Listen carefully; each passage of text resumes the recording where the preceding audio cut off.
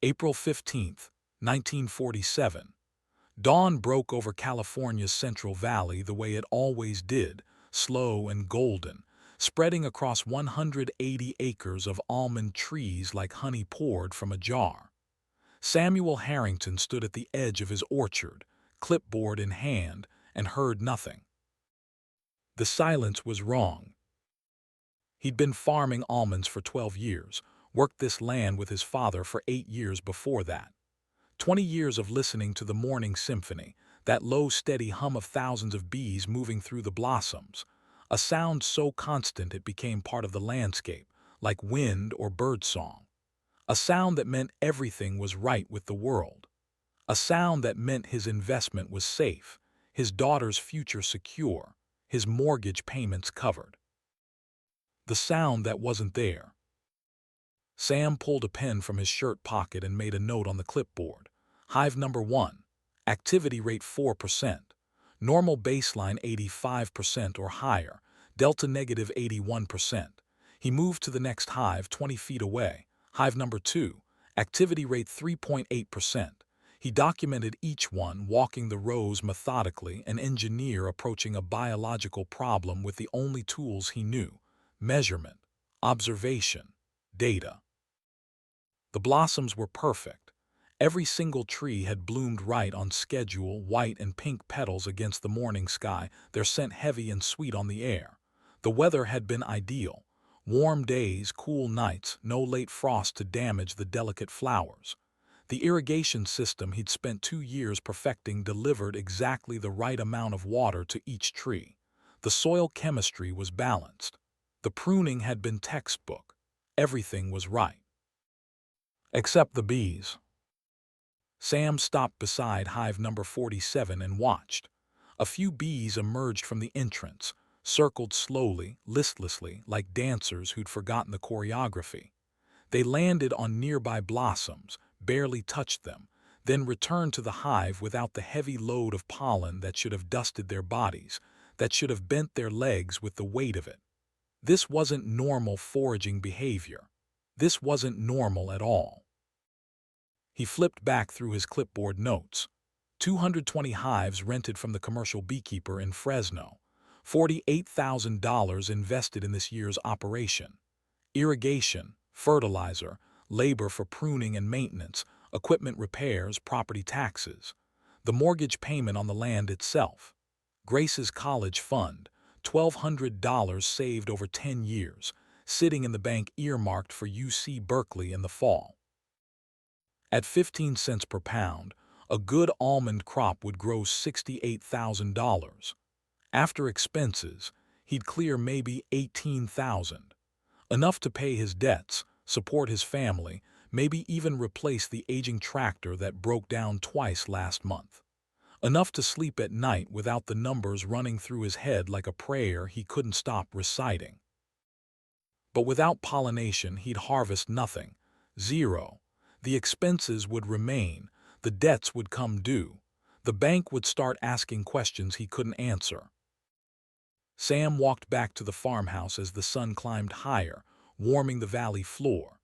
The house sat on a slight rise, white clapboard with green shutters, built by his grandfather in 1902. 2 stories, wrap-around porch, the kind of house that spoke of permanence, of generations, of a family that put down roots and stayed.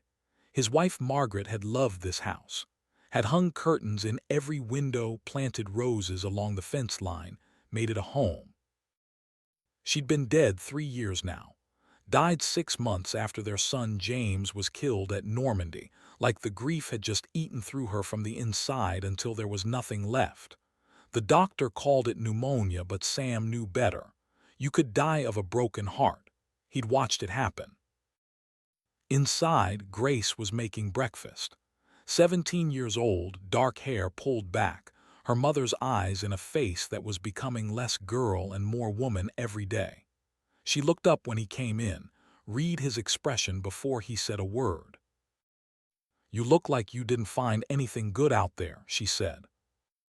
Sam set the clipboard on the kitchen table. The numbers don't lie. 4% average activity across all hives. We need 85% minimum to get viable pollination. Grace poured coffee, set the cup in front of him. What does that mean? It means if nothing changes in the next week, we lose the crop. All of it. She sat down across from him. I thought you said the bees were guaranteed. That's what we paid for. Sam picked up the coffee, held the warmth between his palms. The beekeeper guaranteed delivery of healthy hives. He delivered healthy hives. Something's happening to them here. Something's making them weak. Can we call someone, an expert? Already did. County Extension agents coming this afternoon. Grace went back to the stove, cracked eggs into a pan with practiced efficiency.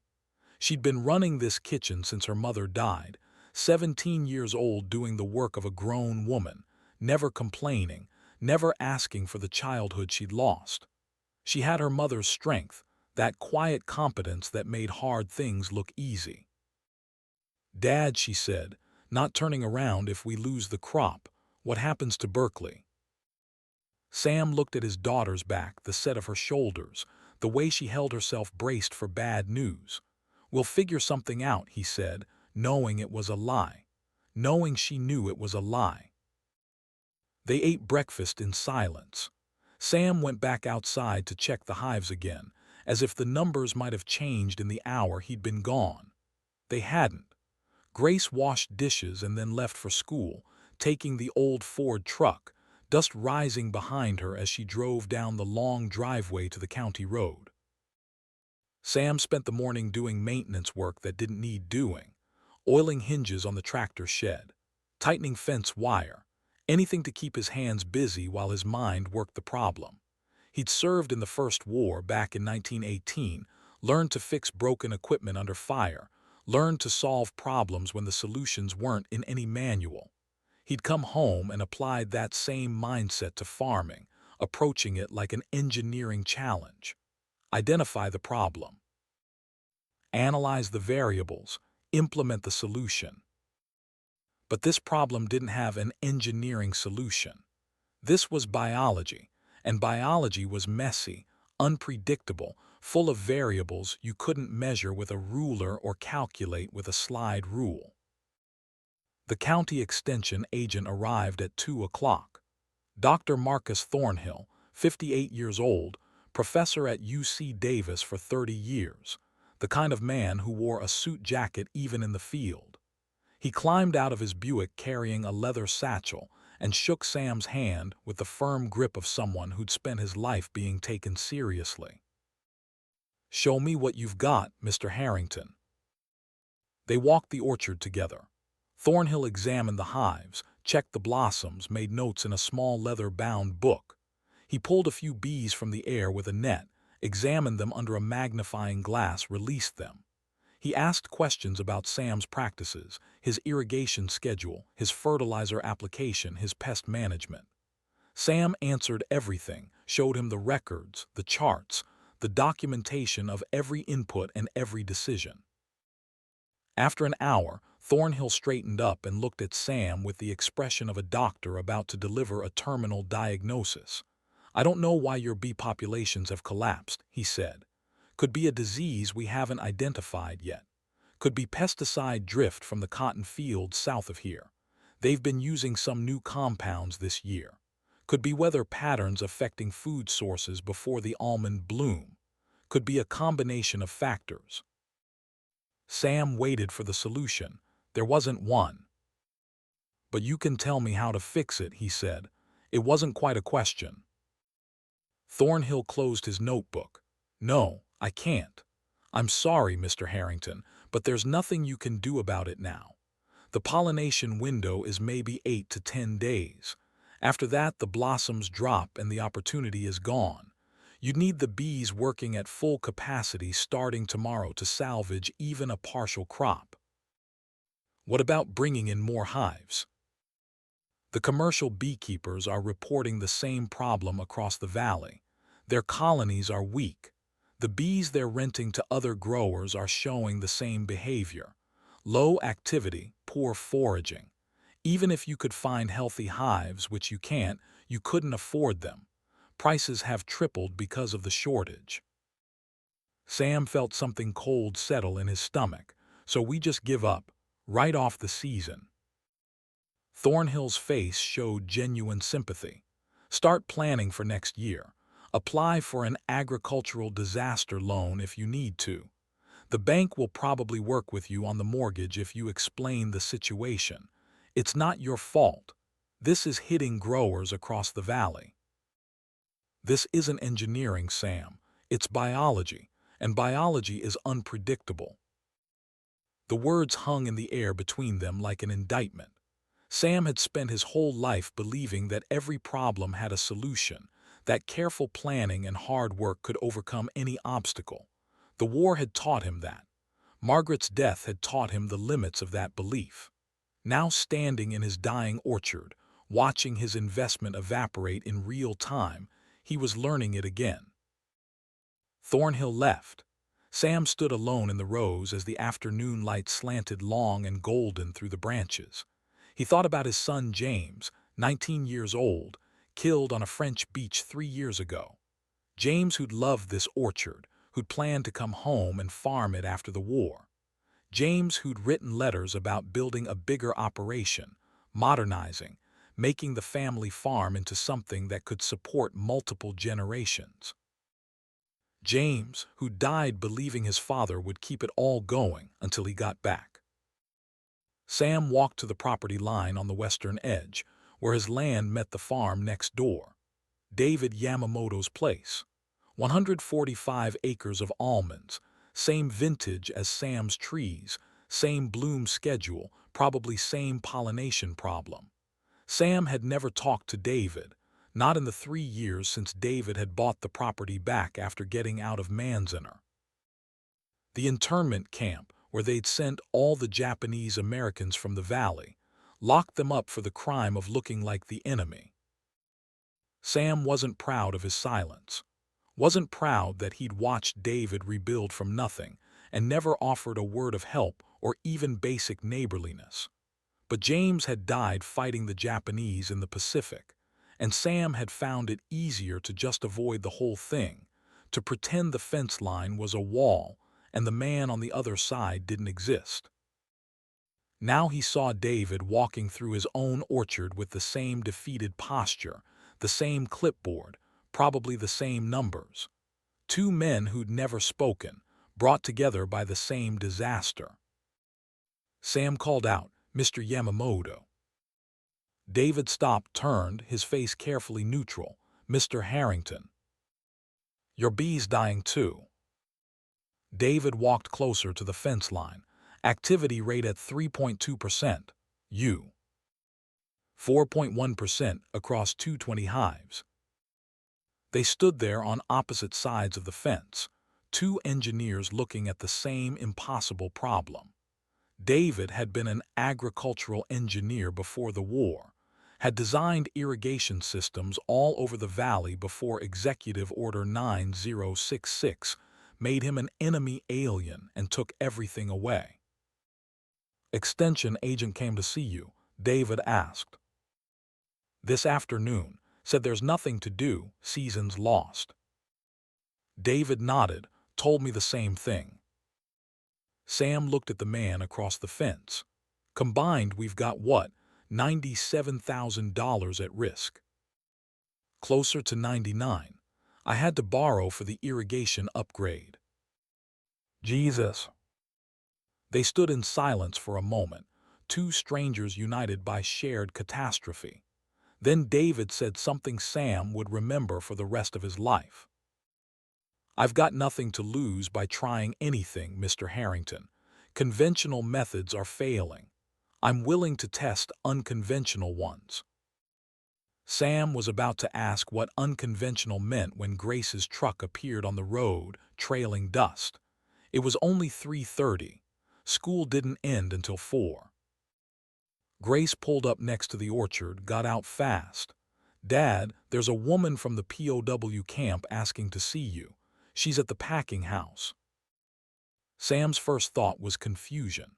The prisoner of war camp 12 miles south supplied labor for farms all over the valley. German soldiers captured in North Africa and Italy put to work harvesting crops while they waited for the war to officially end and repatriation to begin.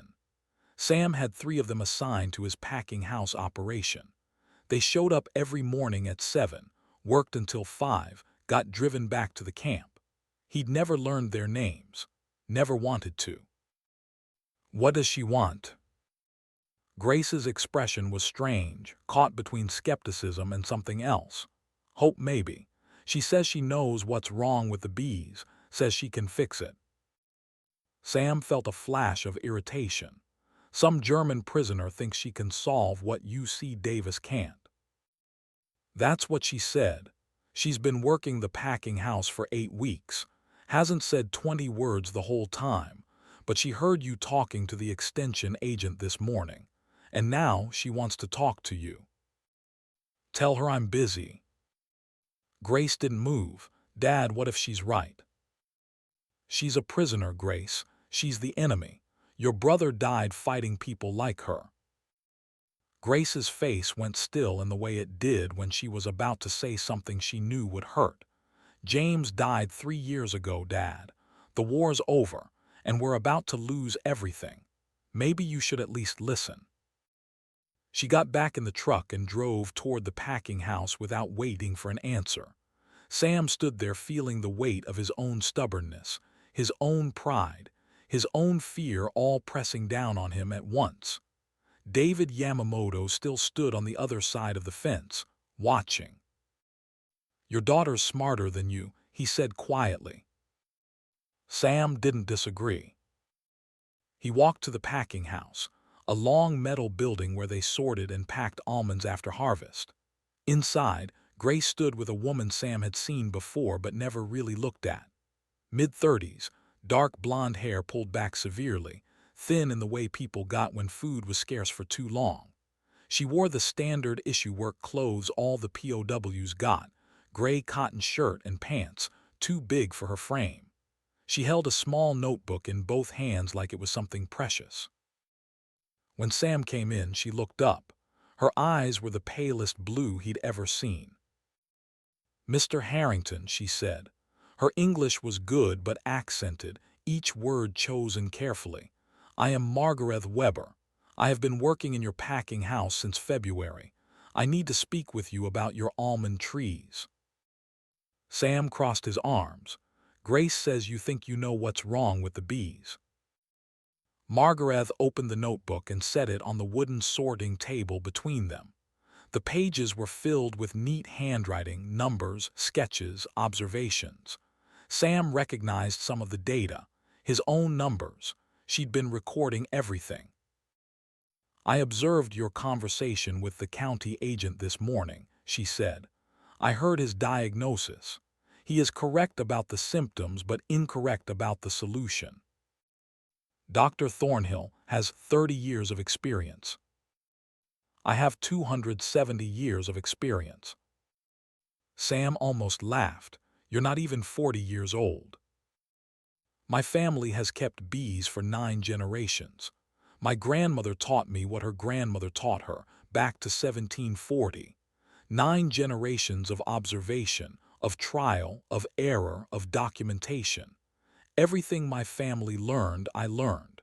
That is 270 years of experience." She turned the notebook toward him. The page showed a detailed chart, bee activity rate on one axis, wild mustard bloom density on another, water availability plotted as a third variable. "On April 18th, I observed your bees. Activity rate 4.1% on almond blossoms. Activity rate 67% on wild mustard growing along your irrigation ditches. Why do you think that is?" Sam looked at the numbers. "Because they prefer mustard. Because mustard is what they need right now. Your bees came out of winter weak. The commercial beekeeper fed them sugar water for survival, but sugar water is not strength. It is not nutrition. In Bavaria, my family planted flowers that bloomed in early spring before the fruit trees. Crimson clover in February, phacelia in March. The bees would build their colonies strong on these flowers. By the time the apples bloomed, the hives were large, healthy, ready to work. She pointed to another page, a calendar showing bloom times. Your almond trees bloom in March, too early. There are no other flowers yet for the bees to build their strength. They come out of winter weak, and you ask them to pollinate when they are still hungry, still recovering. And then after almonds are finished, what do they eat? Sam followed her logic. Nothing. The almonds bloom and finish before anything else in the valley blooms. Exactly. So your bees never build strength. They survive, but they do not thrive, and weak bees cannot pollinate well. Thornhill would call this folk wisdom. Margarethe's pale eyes held his without flinching. Dr. Thornhill would be wrong. In 1938, the apple orchards around my village in Bavaria had this exact problem. The bees stopped working. Farmers were panicking. The university professors came with their modern solutions. None of them worked. She turned to another page. A faded photograph tucked into the notebook. An orchard in full bloom, bees visible as dark specks against white flowers. My grandmother planted flower borders in February before spring. Crimson clover, phacelia, wild vetch. By April, our orchard was covered with bees. We harvested 82% of normal yield. The neighboring farms that listened to the university professors that had been there 100 years, they harvested less than 10%. Some lost everything. Sam looked at the photograph, at the handwritten notes in German surrounding it, at the careful documentation of something that had happened 9 years ago in a country he'd helped bomb into rubble. His son had died in France fighting Germans. His wife had died of grief. And now here was a German woman, a prisoner of war, standing in his packing house telling him she knew how to save his farm. What exactly would we need to do? He asked. Margarethe closed the notebook. Stop mowing your wild areas. The mustard, the radish, the lupin growing along your ditches. You cut them every 2 weeks to keep the farm looking clean, yes. Stop. Let them bloom thick and heavy. The bees will find them, will feed on them, will build their strength. That's it, stop mowing weeds. Not weeds, flowers, and one more thing. She pointed toward the hives visible through the open door of the packing house. The bees need water, much water. On hot days, a hive needs water every hour. But I see no water sources near your hives. The bees must fly to your irrigation ditches, waste energy, sometimes drown. You need water stations. Small pans, very shallow, with pebbles or sticks so the bees can land safely and drink. Sam was already running calculations. Cost of implementation. Stop mowing, that actually saved money. Water stations, maybe $30 for pans and pebbles. Risk level essentially zero. But the payoff, if this actually worked, was his entire crop. $48,000 invested. $68,000 potential revenue. Everything he had. How long until we see results? 72 to 96 hours. Your bees need time to rebuild strength on the wild forage, but you will see measurable improvement within 3 days. Grace had been standing quietly in the corner. Now she spoke up. Can I help? I'm good at math, at data collection. Margarethe looked at her for a long moment. Can you calculate statistical significance? I'm top of my class in calculus. Then you can be my data analyst. Sam felt the situation slipping out of his control, moving faster than he could process. A German prisoner was proposing an agricultural intervention based on folk methods his own extension agent had declared useless. His daughter was volunteering to help, and he was standing here actually considering it because the alternative was bankruptcy, and he had nothing left to lose. Why would you help us? He asked. We're your enemy. We put you in a camp. We're the reason you're a prisoner. Margarethe picked up her notebook, held it close like armor. My husband was a doctor in Dresden.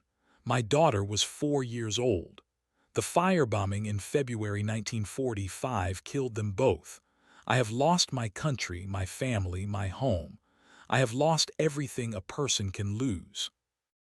She looked at Sam directly, and he saw something in those pale eyes that he recognized because he carried it too. The weight of unbearable loss. "But I still have knowledge," she said. "My grandmother's knowledge. 270 years of my family's learning. If that knowledge can save people, why would I keep it to myself? The war took too much already. I will not let it take wisdom too." The packing house was quiet except for the sound of wind moving through the eaves. Sam thought about James, about Margaret, about Grace's college fund, about the choice between pride and survival. "All right," he said, "we'll try it. 72 hours, but I want everything documented. Every observation, every measurement, every data point. No guessing, no folklore, just facts." Margarethe nodded once, sharp and efficient, agreed. "I will document every 6 hours." Sam turned to leave, then stopped. "One more thing. If this fails, if 3 days from now we're in the same position, you don't mention this to anyone. I can't afford to look like a fool on top of going broke." Margarethe's expression didn't change. "And if it succeeds?" "Then we'll figure that out when we get there." He walked back toward the farmhouse as the sun started its descent toward the coastal mountains. Grace caught up with him halfway there. "That was brave, Dad." "That was desperate. There's a difference." She walked beside him in silence for a moment. "You know what Mom would say?" Sam stopped walking. "What?" "She'd say that sometimes brave and desperate are the same thing." They kept walking. Behind them, in the packing house, Margarethe Weber opened her notebook and began to write. The first entry in what would become a document that changed American agriculture. April 15, 1947. Intervention begins. Hypothesis: wild forage diversity plus accessible water equals colony strength recovery. Time to proof: 72 to 96 hours. Projected success rate: 85% based on Bavaria 1938 precedent. But that night, as Sam lay in bed staring at the ceiling, he wasn't thinking about data or precedent or Bavaria. He was thinking about the look in Margarethe's eyes when she talked about her lost family. He was thinking about how loss creates a kind of kinship that has nothing to do with nationality or language or which side of a war you fought on. He was thinking that maybe Grace was right. Maybe brave and desperate were the same thing. And maybe, just maybe, listening to the voice of a former enemy was exactly what he needed to do to save everything he had left. The clock on the nightstand ticked past midnight. In 72 hours, they'd know if a German prisoner's 270-year-old family wisdom could outperform modern American agricultural science. In 72 hours, they'd know if desperation had made him brave or just foolish. In 72 hours, everything would change. April 20th, 1947, hour 0. Sam Harrington stood at the edge of his property at 5:30 in the morning, watching Margarethe Weber measure wild mustard density with a piece of string and a notebook. She'd arrived before dawn, walking from the POW camp. After approving her reassignment to agricultural consulting 3 days ago, Captain William Cross had also quietly arranged her transfer to a closer facility, 2 miles from Morrison Farm instead of the original camp, 12 miles south. Even so, she'd walked in darkness because transportation hadn't been approved yet. She walked to save a stranger's farm. Grace was already up, dressed in work clothes, clipboard in hand. She'd skipped breakfast to be here for what she was calling, with the enthusiasm of someone who didn't yet understand the weight of failure, the experiment.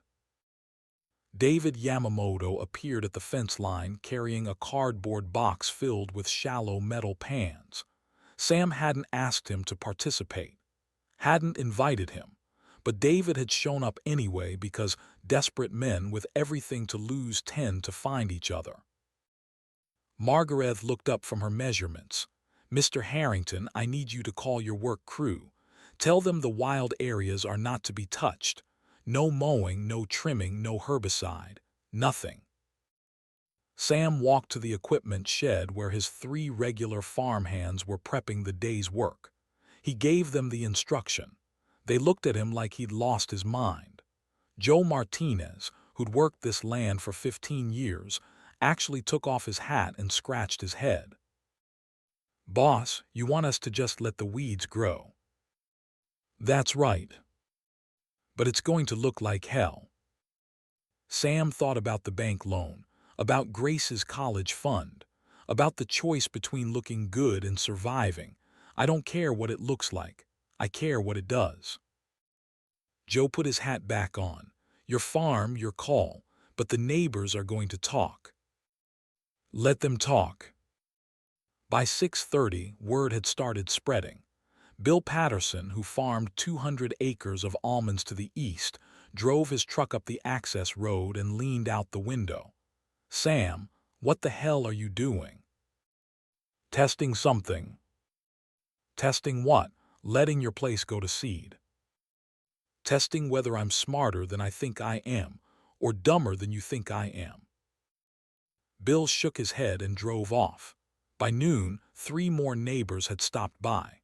By evening, the story would be all over the valley. "Sam Harrington's gone crazy. Hired some German woman to tell him how to farm. Letting weeds take over like he doesn't care anymore." Sam didn't care what they said. He cared about the numbers. Margarethe had organized the operation with military precision. She divided the 325 acres between Sam's and David's farms into test zones. Control group, 20 hives, standard protocol, no changes. Test group, 200 hives, modified protocol, wild forage plus water stations. Every variable documented. Every measurement recorded. Grace set up data collection stations at 6 points across both properties.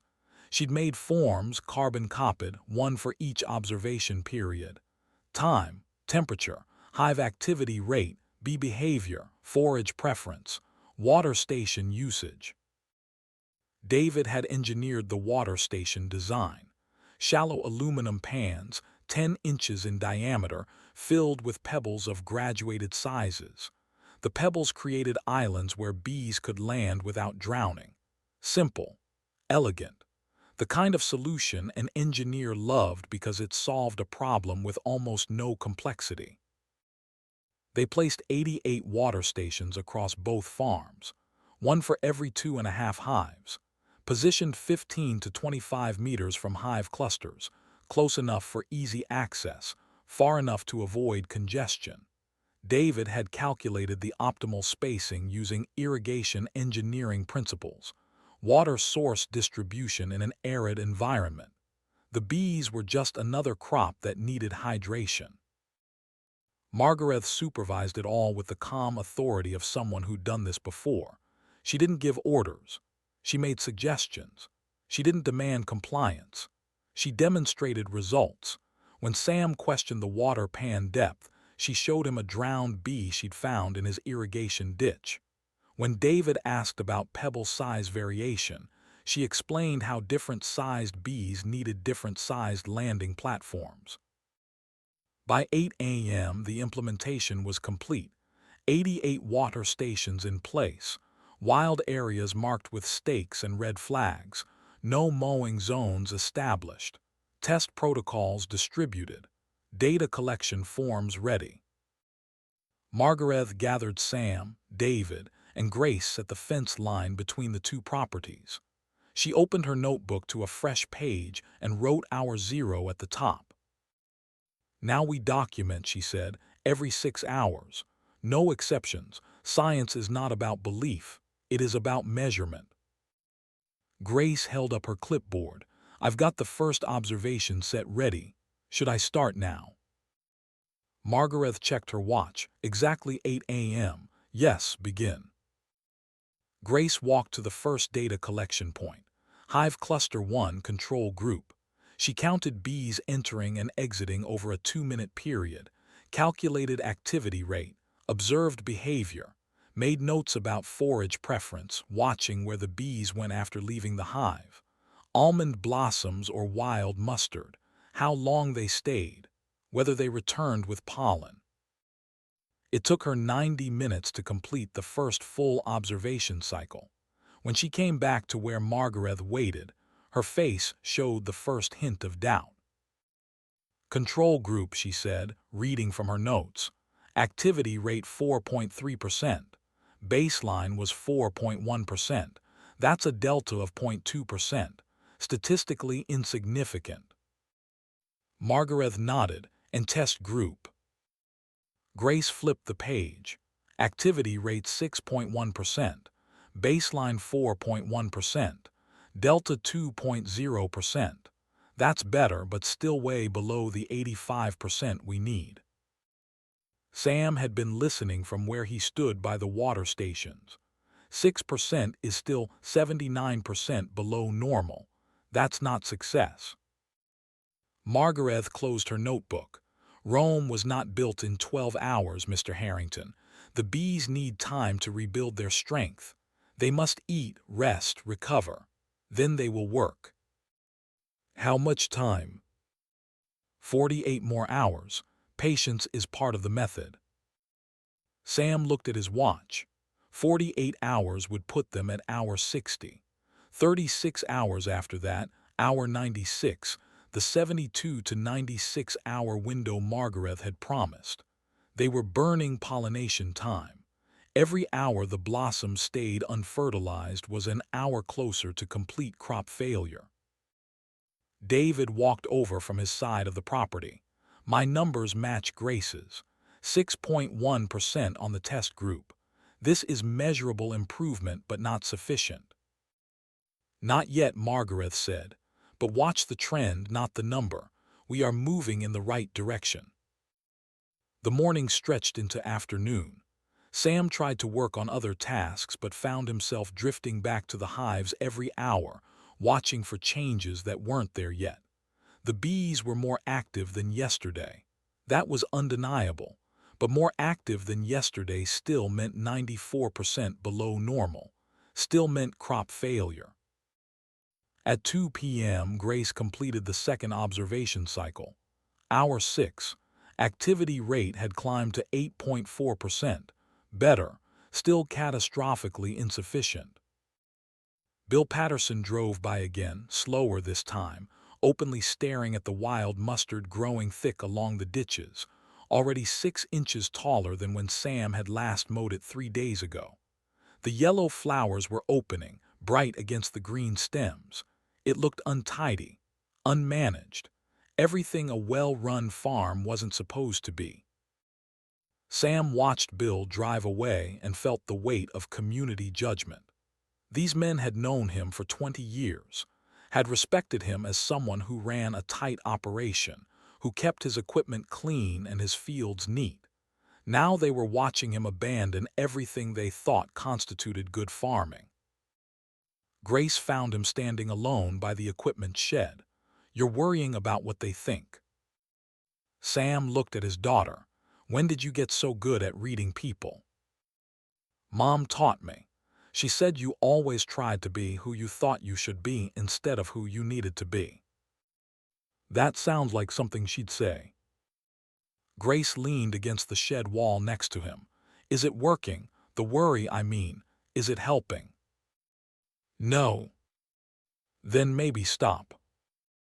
They stood together in silence. Father and daughter.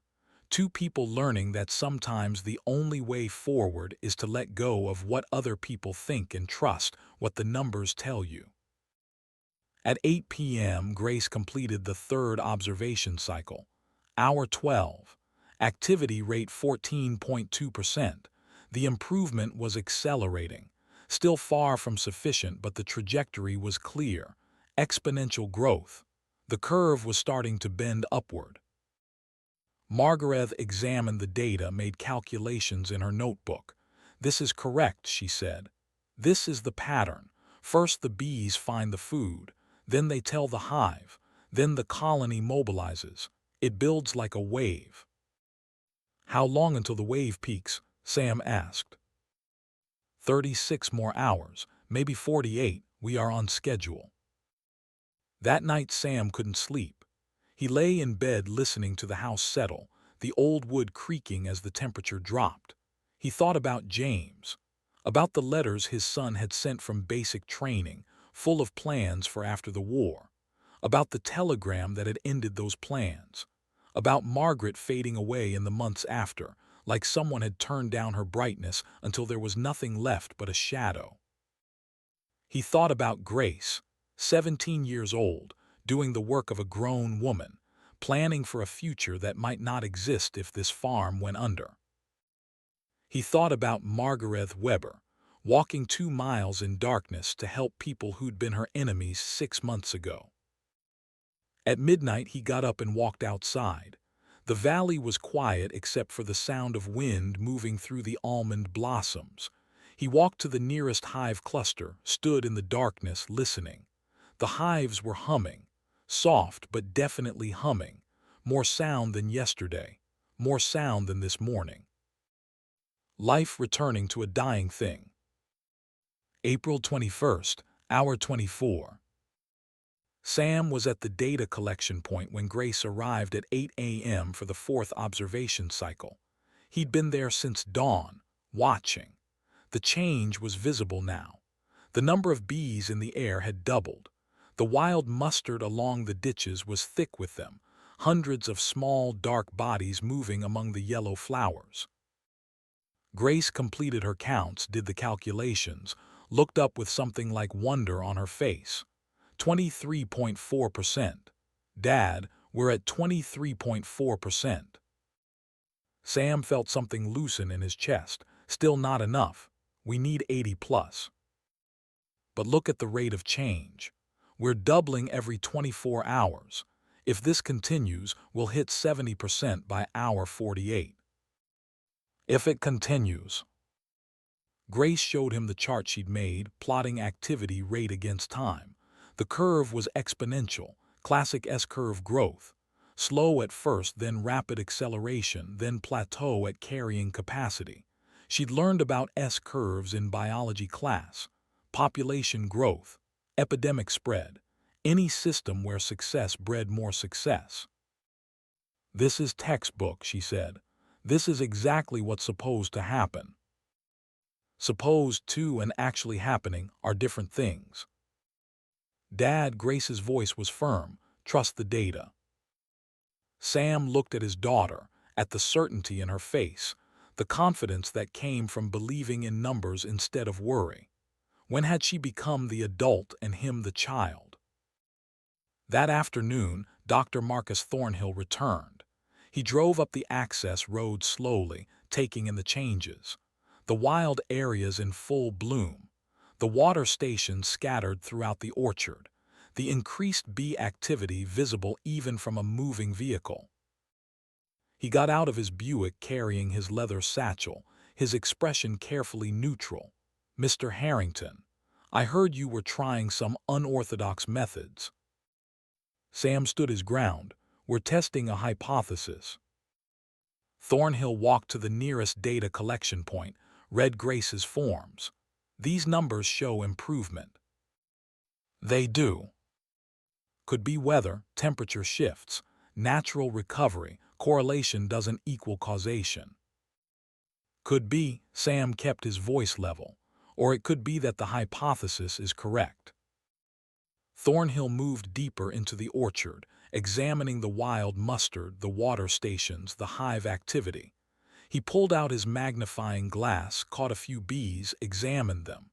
Their pollen baskets were full, heavy, the kind of load that indicated strong, active foraging. "Who developed this protocol?" he asked.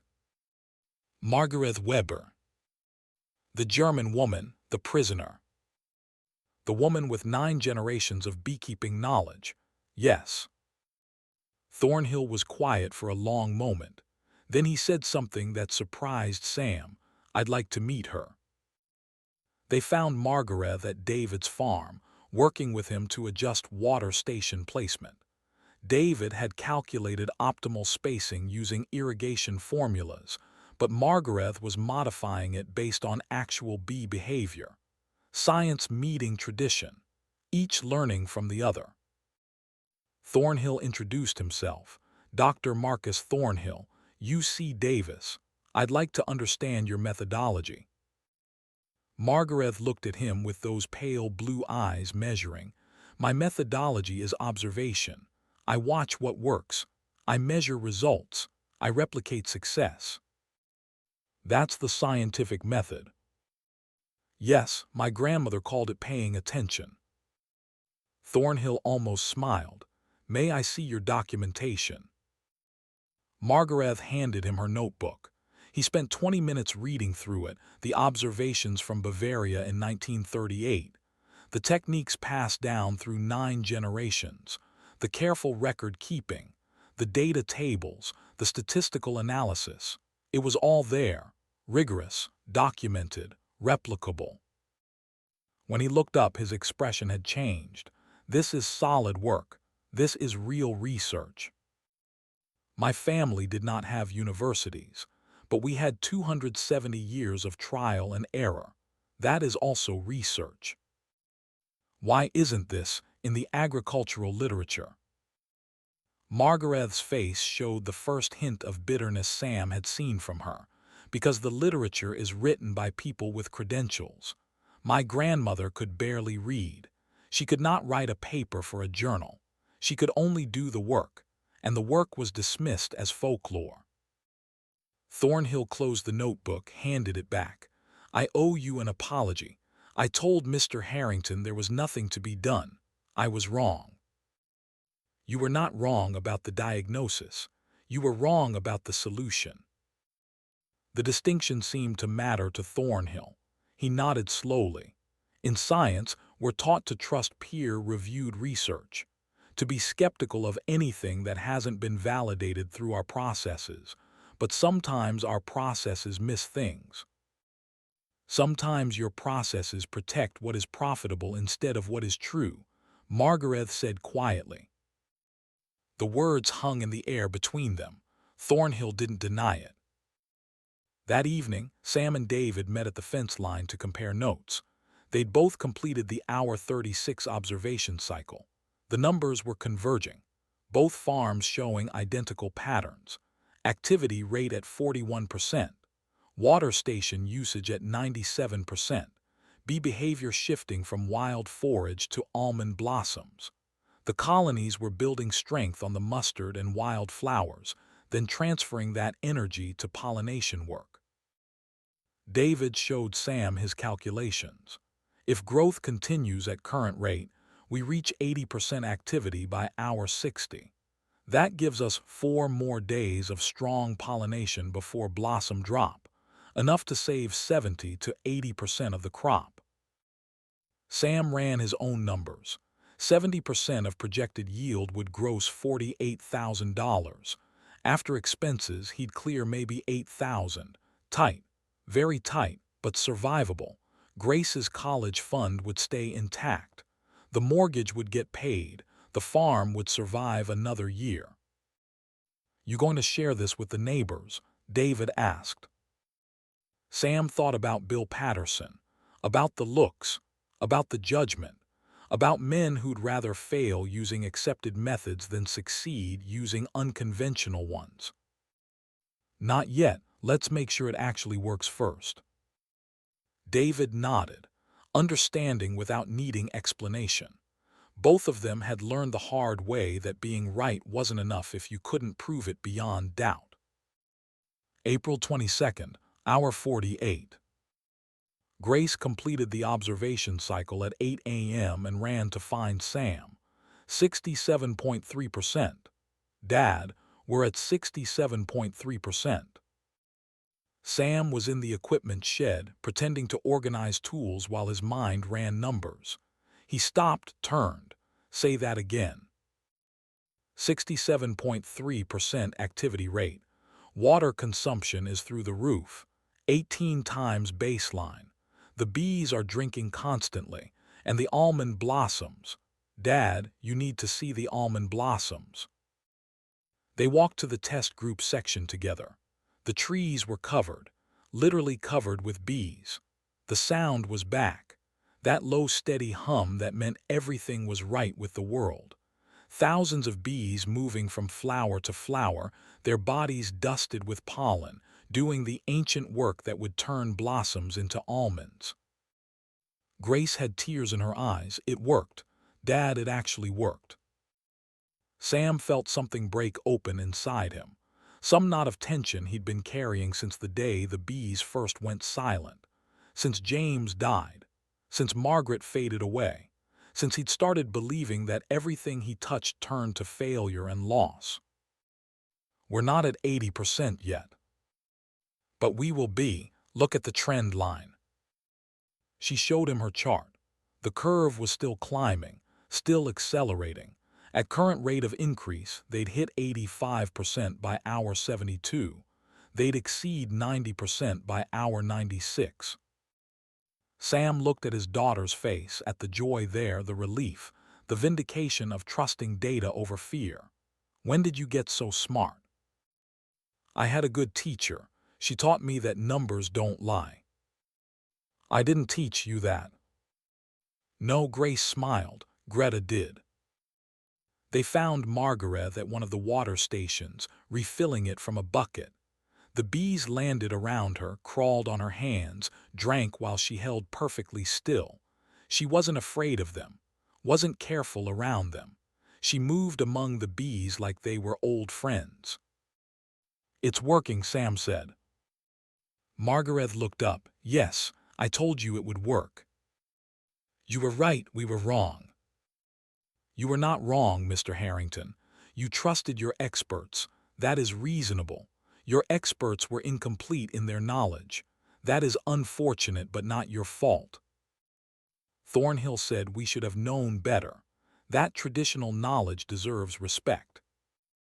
Margarethe stood, brushing bees gently from her hands. Dr. Thornhill is learning. That is good. Most people never learn. They protect what they think they know instead of discovering what they do not know. Sam watched a bee land on Margarethe's wrist, walk across her skin, take flight again. You're not afraid of them. Why would I be afraid? They are doing their work. I am doing mine. We have an understanding. What understanding is that? I give them what they need. They give the world what it needs. Everyone survives. It is a very old agreement. That evening, Bill Patterson stopped by again.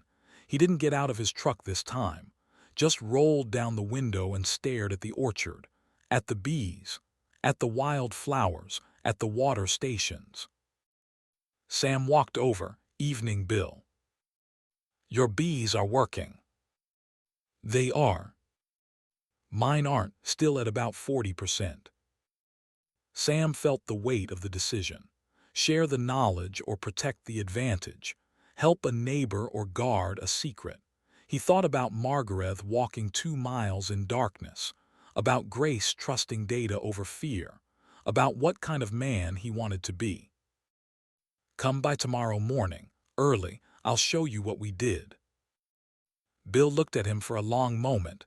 You sure? I'm sure. The next morning, Bill Patterson arrived at 6 a.m. David Yamamoto was already there, so was Margarethe. Together they walked Bill through the entire protocol, the wild forage, the water stations, the observation methodology, the data collection, everything. Bill took notes, asked questions, looked at Grace's charts, examined the water station design. Finally, he straightened up and said what Sam suspected he'd come to say. This goes against everything I was taught about farming. David spoke up quietly. Going against what you were taught is hard. Going bankrupt is harder. Bill nodded slowly. I'll try it, but if this doesn't work, I'm going to look like a damn fool. Sam clapped him on the shoulder. You'll be in good company. By noon, 2 more neighbors had shown up. By evening, 6 farms in the immediate area had started implementing the protocol. Word was spreading, not because people believed in traditional German beekeeping methods, but because Sam Harrington's bees were working and theirs weren't, and in farming, results matter more than theory. April 23rd, hour 60. The numbers came in at 8 a.m. 79.8% activity rate. Close, so close, but not quite there yet. By 2 p.m., hour 66, they'd crossed 80%. By 8 p.m., hour 72, they hit 85.7%. Full pollination capacity. The bees working at the rate they needed to work. The crop being saved in real time. Sam stood in the orchard at sunset, listening to thousands of bees finishing their day's work. The sound was beautiful. The sound was survival. The sound was the future clicking back into possibility. Grace found him there. We did it. You did it, you and Margarethe. We all did it, Grace said. You were willing to listen. That's what mattered.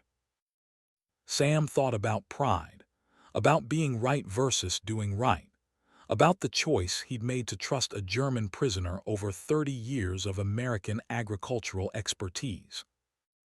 Your mother would have been proud. Grace leaned against him, the way she used to when she was small. She would have been proud of both of us. They stood together as the light faded from gold to purple to dark. Father and daughter. 2 people who'd learned that sometimes salvation comes from unexpected sources. That sometimes the enemy knows something you need.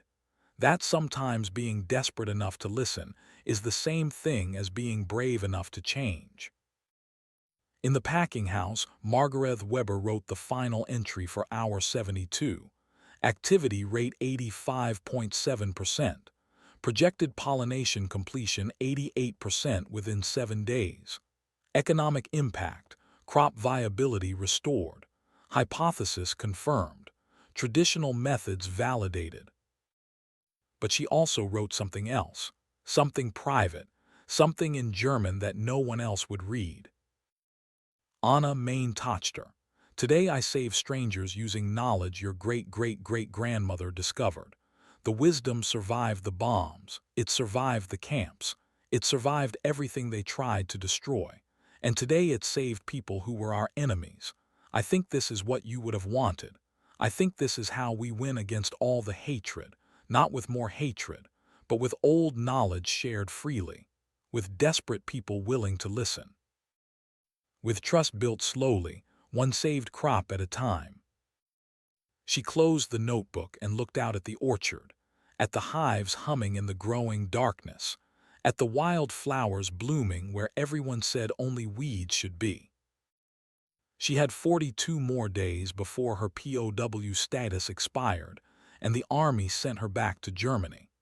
42 days before she'd have to leave this place where her knowledge mattered, where her expertise was respected, where she'd found something that felt almost like purpose in a world that had taken everything else away. 42 days to figure out if there was any way to stay. In the farmhouse, Sam sat at the kitchen table with a calculator and a stack of bills. The numbers looked different now. Survivable. The mortgage payment would clear. Grace's college fund would stay intact. The farm would see another year. But he was thinking about something else. About how close he'd come to losing everything because he'd trusted credentials over competence.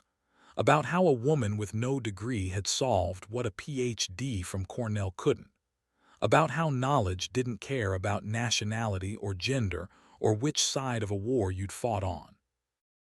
About how maybe the whole system was built wrong from the beginning. Grace came downstairs in her pajamas, ready for bed. She stopped in the doorway. You're up late.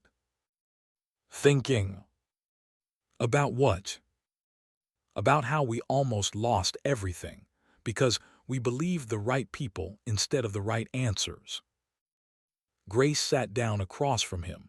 Are you going to do something about that? Sam looked at his daughter, At 17 years old, asking the kind of questions that mattered. I don't know yet, but I'm going to think about it. She smiled. That's a start. After she went to bed, Sam sat alone in the quiet house. Outside, the orchard hummed with the sound of bees working through the last warm hours of the day. Inside, an engineer who'd spent his whole life trusting systems and credentials and proper procedures was beginning to understand that sometimes the most important knowledge lives in the margins, in the dismissed, in the voices no one thinks to hear. And sometimes listening to those voices is the only thing that saves you. 72 hours earlier, he'd been hours from bankruptcy. Now he was hours from harvest. The difference was a German woman's grandmother's wisdom and his own desperate willingness to put survival ahead of pride. In 42 days, Margarethe would be gone, unless someone figured out a way to make her stay. Sam pulled out a piece of paper and started writing a letter to the dean of UC Davis, proposing something unprecedented, something that would either change everything or make him look like a fool. But he'd already looked like a fool for 3 days while his crops got saved. He figured he could handle it a little longer. May 1st, 1947, 13 days after the experiment began. The harvest numbers came in like a prayer answered. Morrison Farm, 180 acres, 421,200 pounds of almonds, 86.7% of normal yield. In a year when most farms in the valley were pulling 30 to 40%, Sam Harrington had salvaged nearly 90% of his crop. The math was simple, brutal, beautiful. 421,000 pounds at 15 cents per pound, $63,180 gross revenue, minus $48,000 in costs, net profit $11,180, not the $18,000 he'd hoped for in a perfect year, but $11,000 more than the zero he'd been facing 2 weeks ago. Grace's college fund stayed intact, the mortgage got paid, the tractor got repaired, the farm survived. David Yamamoto's numbers were even better, 91% of normal yield. His smaller acreage meant smaller total revenue, but his profit margin was higher because he'd done more of the labor himself. Between the two of them, they'd saved over $120,000 in crop value that every expert had declared lost. Word spread fast, not through agricultural journals or university publications, through the network that mattered, farmer to farmer, neighbor to neighbor, the kind of communication that happened over fence lines and at the feed store and at Sunday church. By the end of April, 12 farms had adopted the protocol. By mid-May, the number hit 47. Farmers who'd never met Margarethe Weber, who'd never heard of Bavaria, who didn't know crimson clover from red clover, were letting wild areas bloom and setting out water stations because Sam Harrington's bees were working and theirs weren't. The results were consistent. Farms using the method averaged 83% pollination success. Farms using conventional methods averaged 41%. The gap was too large to ignore, too large to explain away as weather or luck or regional variation. The data demanded explanation. On May 8th, the San Joaquin Valley Agricultural Report ran a front-page story.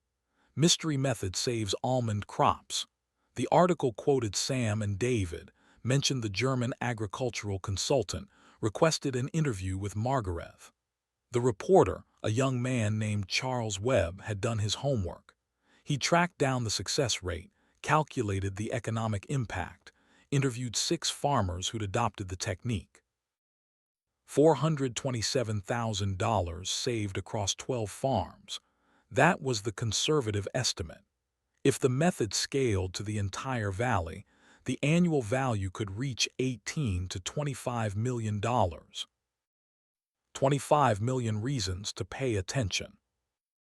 The article landed on Dr. Marcus Thornhill's desk the morning of May 9th. He read it twice. Then he walked down the hall to the dean's office at UC Davis. Dean Richard Peterson was 56 years old, a political animal who'd risen through academic administration by never taking positions that alienated donors. He read the article while Thornhill waited, his face carefully neutral. "This German woman," Peterson said, "she's a prisoner of war. Her POW status expires June 15th. Then she gets repatriated to Germany. And she developed this technique. Her family developed it over 9 generations. She's just the current carrier of the knowledge." Peterson set down the article. "What do you want, Marcus?" "I want to offer her a position. Research consultant. 6-month contract. Give her visa sponsorship so she can stay in the country." The dean leaned back in his chair. "You're asking me to hire a German prisoner of war with no credentials to work at a major American research university. I'm asking you to hire someone who just saved farmers $400,000 using methods we didn't know existed. We have standards, Marcus. PhDs, peer review. She has none of that. She has results. Isn't that what science is supposed to care about?" Peterson was quiet for a long moment. Then he said something that made Thornhill understand exactly what kind of fight this was going to be. "Our agricultural science department receives $50,000 annually from chemical companies. Companies that manufacture bee nutrition supplements, synthetic fertilizers, pesticide compounds. Miss Weber's method costs $0 per acre. It makes their products obsolete. If we endorse her technique, we're telling our funding partners that their research investments are worthless. So we suppress the truth to protect funding." Peterson's expression didn't change. "We proceed carefully. We conduct proper studies, multi-year trials, peer review. If her methods prove out over time through rigorous scientific process, then we can consider endorsement." "How long would that take?" 3 to 5 years minimum. She'll be back in Germany in 5 weeks. Then perhaps that's where she belongs." Thornhill stood up. He'd spent 30 years at this university. 30 years believing that science was about truth, that research was about discovery, that knowledge mattered more than politics. Standing in the dean's office, watching a man choose money over evidence, he felt something crack inside him. "I'll find another way," he said. Peterson's voice stopped him at the door. "Be careful, Marcus. You're 3 years from retirement, full pension. Don't throw that away over a German farm girl." Thornhill turned back. "Her name is Margarethe Weber, and she's smarter than half the PhDs in this building."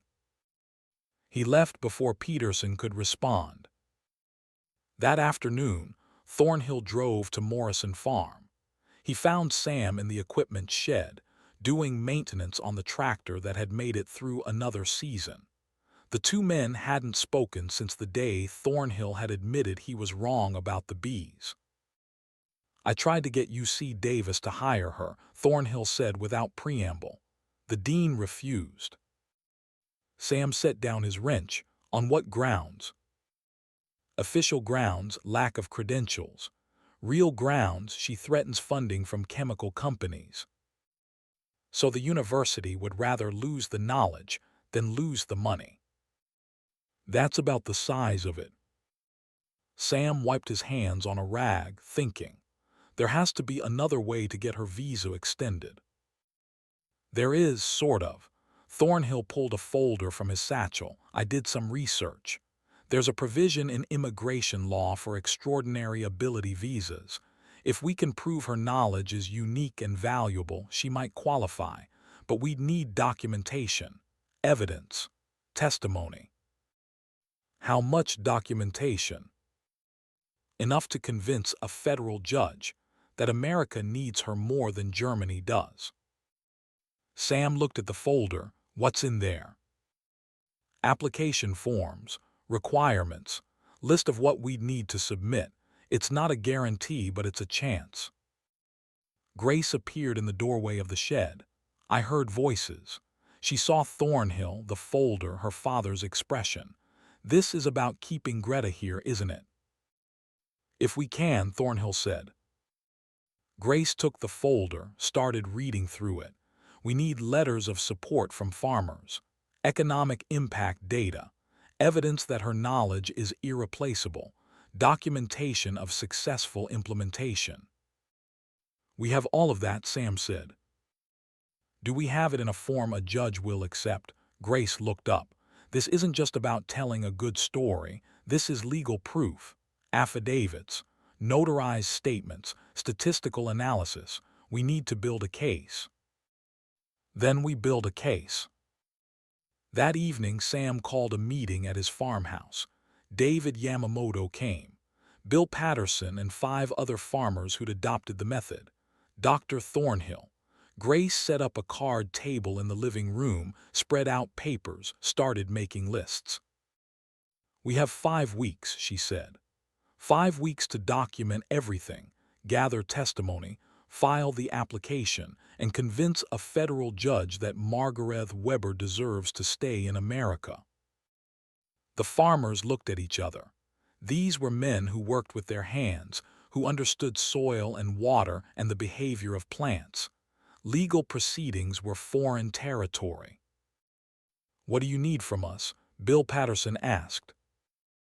Your stories, Grace said, written statements, notarized specific numbers, what your yield was before, what it was after, how much money the method saved you. We need facts, not feelings. David spoke up. I can provide engineering documentation, technical drawings of the water station design, irrigation calculations, scientific methodology. I'll handle the academic side, Thornhill said, peer comparison, literature review, explanation of why traditional knowledge has value that modern research misses. Sam listened to them organize, assign tasks, divide responsibilities. These men barely knew each other. Some of them had been barely civil before this. Now they were coming together to save a German woman from deportation because she'd saved their farms. It was the kind of thing that gave him hope in a world that had taken so much away. Over the next 2 weeks, the work consumed them. Grace typed affidavits on her mother's old Underwood typewriter, carbon copies for each one, her fingers flying across the keys faster than Sam had known was possible. She'd learned to type at school, planning for a future in college where secretarial skills might pay her way through. Now those skills were building a legal case. Bill Patterson sat at the kitchen table one evening, struggling to write his statement. I'm not good with words, he said. You don't need to be good with words, Grace told him. You need to be accurate with numbers. How many acres? What percentage yield? How much money? Let the numbers tell the story. Bill wrote for an hour. When he finished, his statement was 3 paragraphs, 200 acres. Conventional methods projected 42% yield. Weber method achieved 81% yield. Difference in revenue, $67,000. The difference between bankruptcy and survival. Simple, brutal, effective. David Yamamoto's technical documentation filled 40 pages. Detailed drawings of water station design, calculations of optimal spacing, analysis of forage diversity impact on colony strength, charts showing bee activity rates correlated with wildflower bloom density. It read like an engineering thesis because that's what it was. The application of rigorous methodology to traditional knowledge. Thornhill's academic review was the most damning piece. He'd gone through 30 years of agricultural research journals, looking for any mention of traditional pollinator support methods. He found almost nothing. A few dismissive references to old-world techniques. several papers that recommended eliminating wild areas to maximize productive acreage, multiple studies funded by chemical companies promoting synthetic solutions. What he didn't find was any serious academic engagement with the knowledge Margarethe represented. It had been ignored, dismissed, written off as folklore without ever being tested. His conclusion was blunt. Modern American agricultural science has a blind spot the size of Bavaria.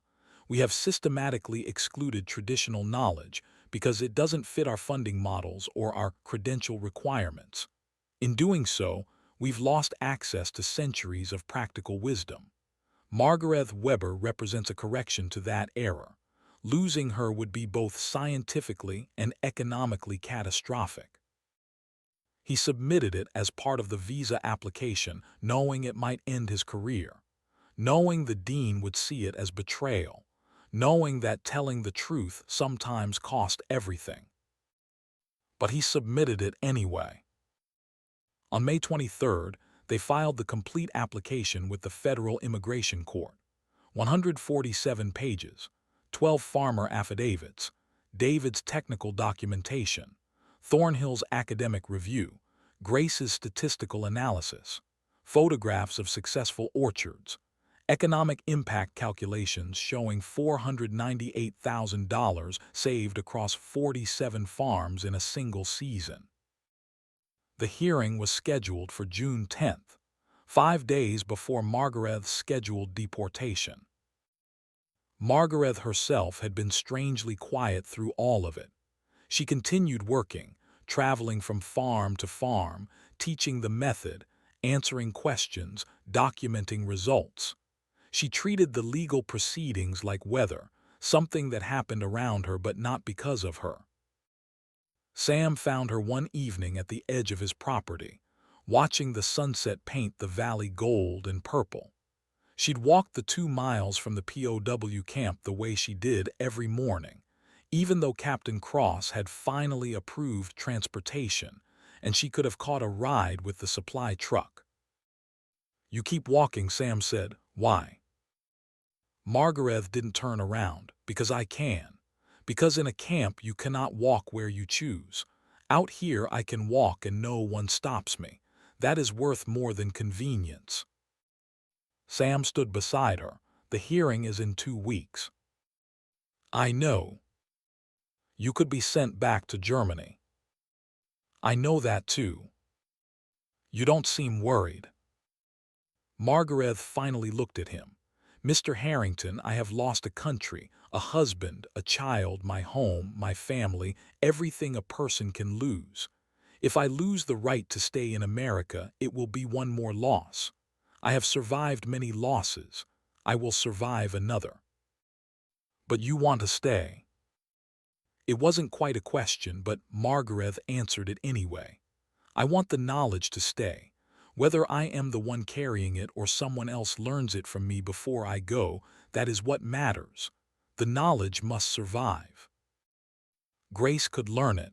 She's already learning it." Margarethe smiled slightly. "Your daughter is very intelligent, but intelligence is not the same as understanding. Understanding takes time, takes living with the bees, watching them through seasons, learning their language. I have had 30 years with bees. Grace has had 3 weeks. Then we need to buy you more time." Margarethe turned back to the sunset. "My grandmother used to say that time cannot be bought, only used well or used poorly. I have used these weeks well. If they are all I have, then they were enough." The words settled between them like a wall. Sam wanted to argue, wanted to tell her that she mattered, that her presence here had value beyond just the knowledge she carried. But Margarethe Weber had made peace with impermanence in a way Sam, who'd spent his whole life trying to build things that lasted, couldn't quite understand. They stood together until the last light faded from the sky. Then Margarethe walked back toward the camp, a small figure disappearing into the gathering dark. June 10th arrived like a deadline. The federal courthouse in Fresno was an imposing building, all stone columns and marble floors, the kind of architecture designed to make people feel small. Sam, Grace, David, and Dr. Thornhill sat in the gallery while Margarethe stood at the defendant's table with her attorney, a young lawyer named Benjamin Shapiro who'd taken the case pro bono. Shapiro was 29 years old, Jewish, the son of Polish immigrants who'd escaped Europe in 1938 with nothing but the clothes they wore and the language skills to start over. He'd built his practice on immigration law because he understood what it meant to need a country to say yes when every reasonable answer was no. The immigration prosecutor was a man named Douglas Reeves, 45 years old, career government attorney who'd spent 20 years enforcing laws designed to keep undesirables out. He approached the case with the mechanical efficiency of someone who'd done this 1,000 times. His argument was straightforward. Margarethe Weber is a German national, former enemy combatant. Agricultural workers are plentiful. Americans need jobs. There is no evidence her skills are extraordinary per the requirements of the visa statute.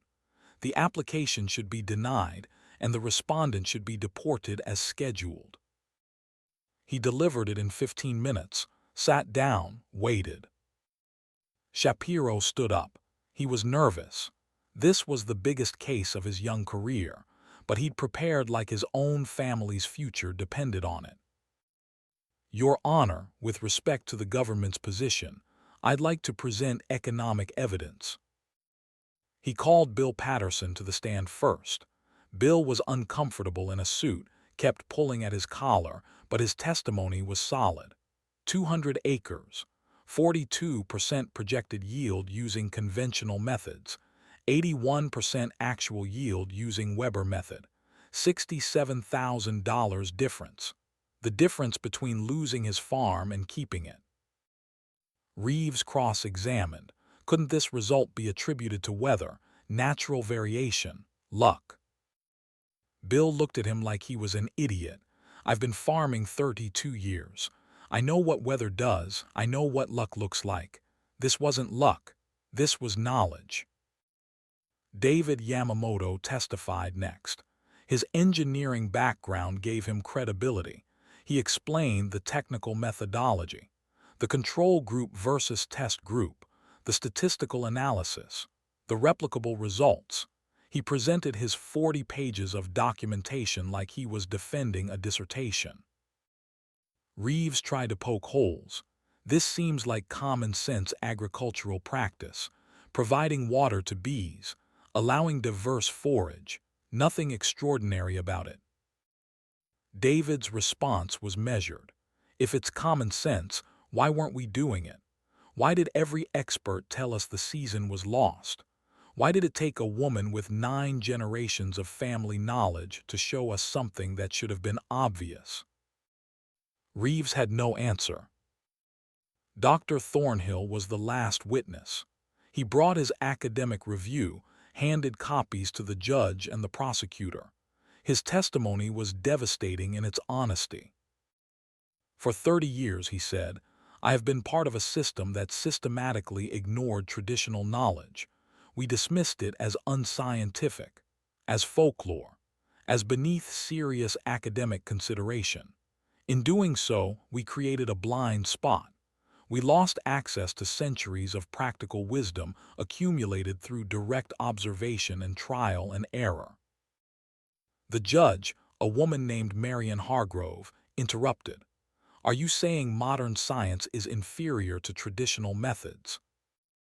Thornhill shook his head. I'm saying modern science is incomplete without traditional methods. Science is supposed to be about testing hypotheses, following evidence, accepting results. We failed to do that. We let funding sources and credential requirements and academic politics determine what knowledge we considered legitimate.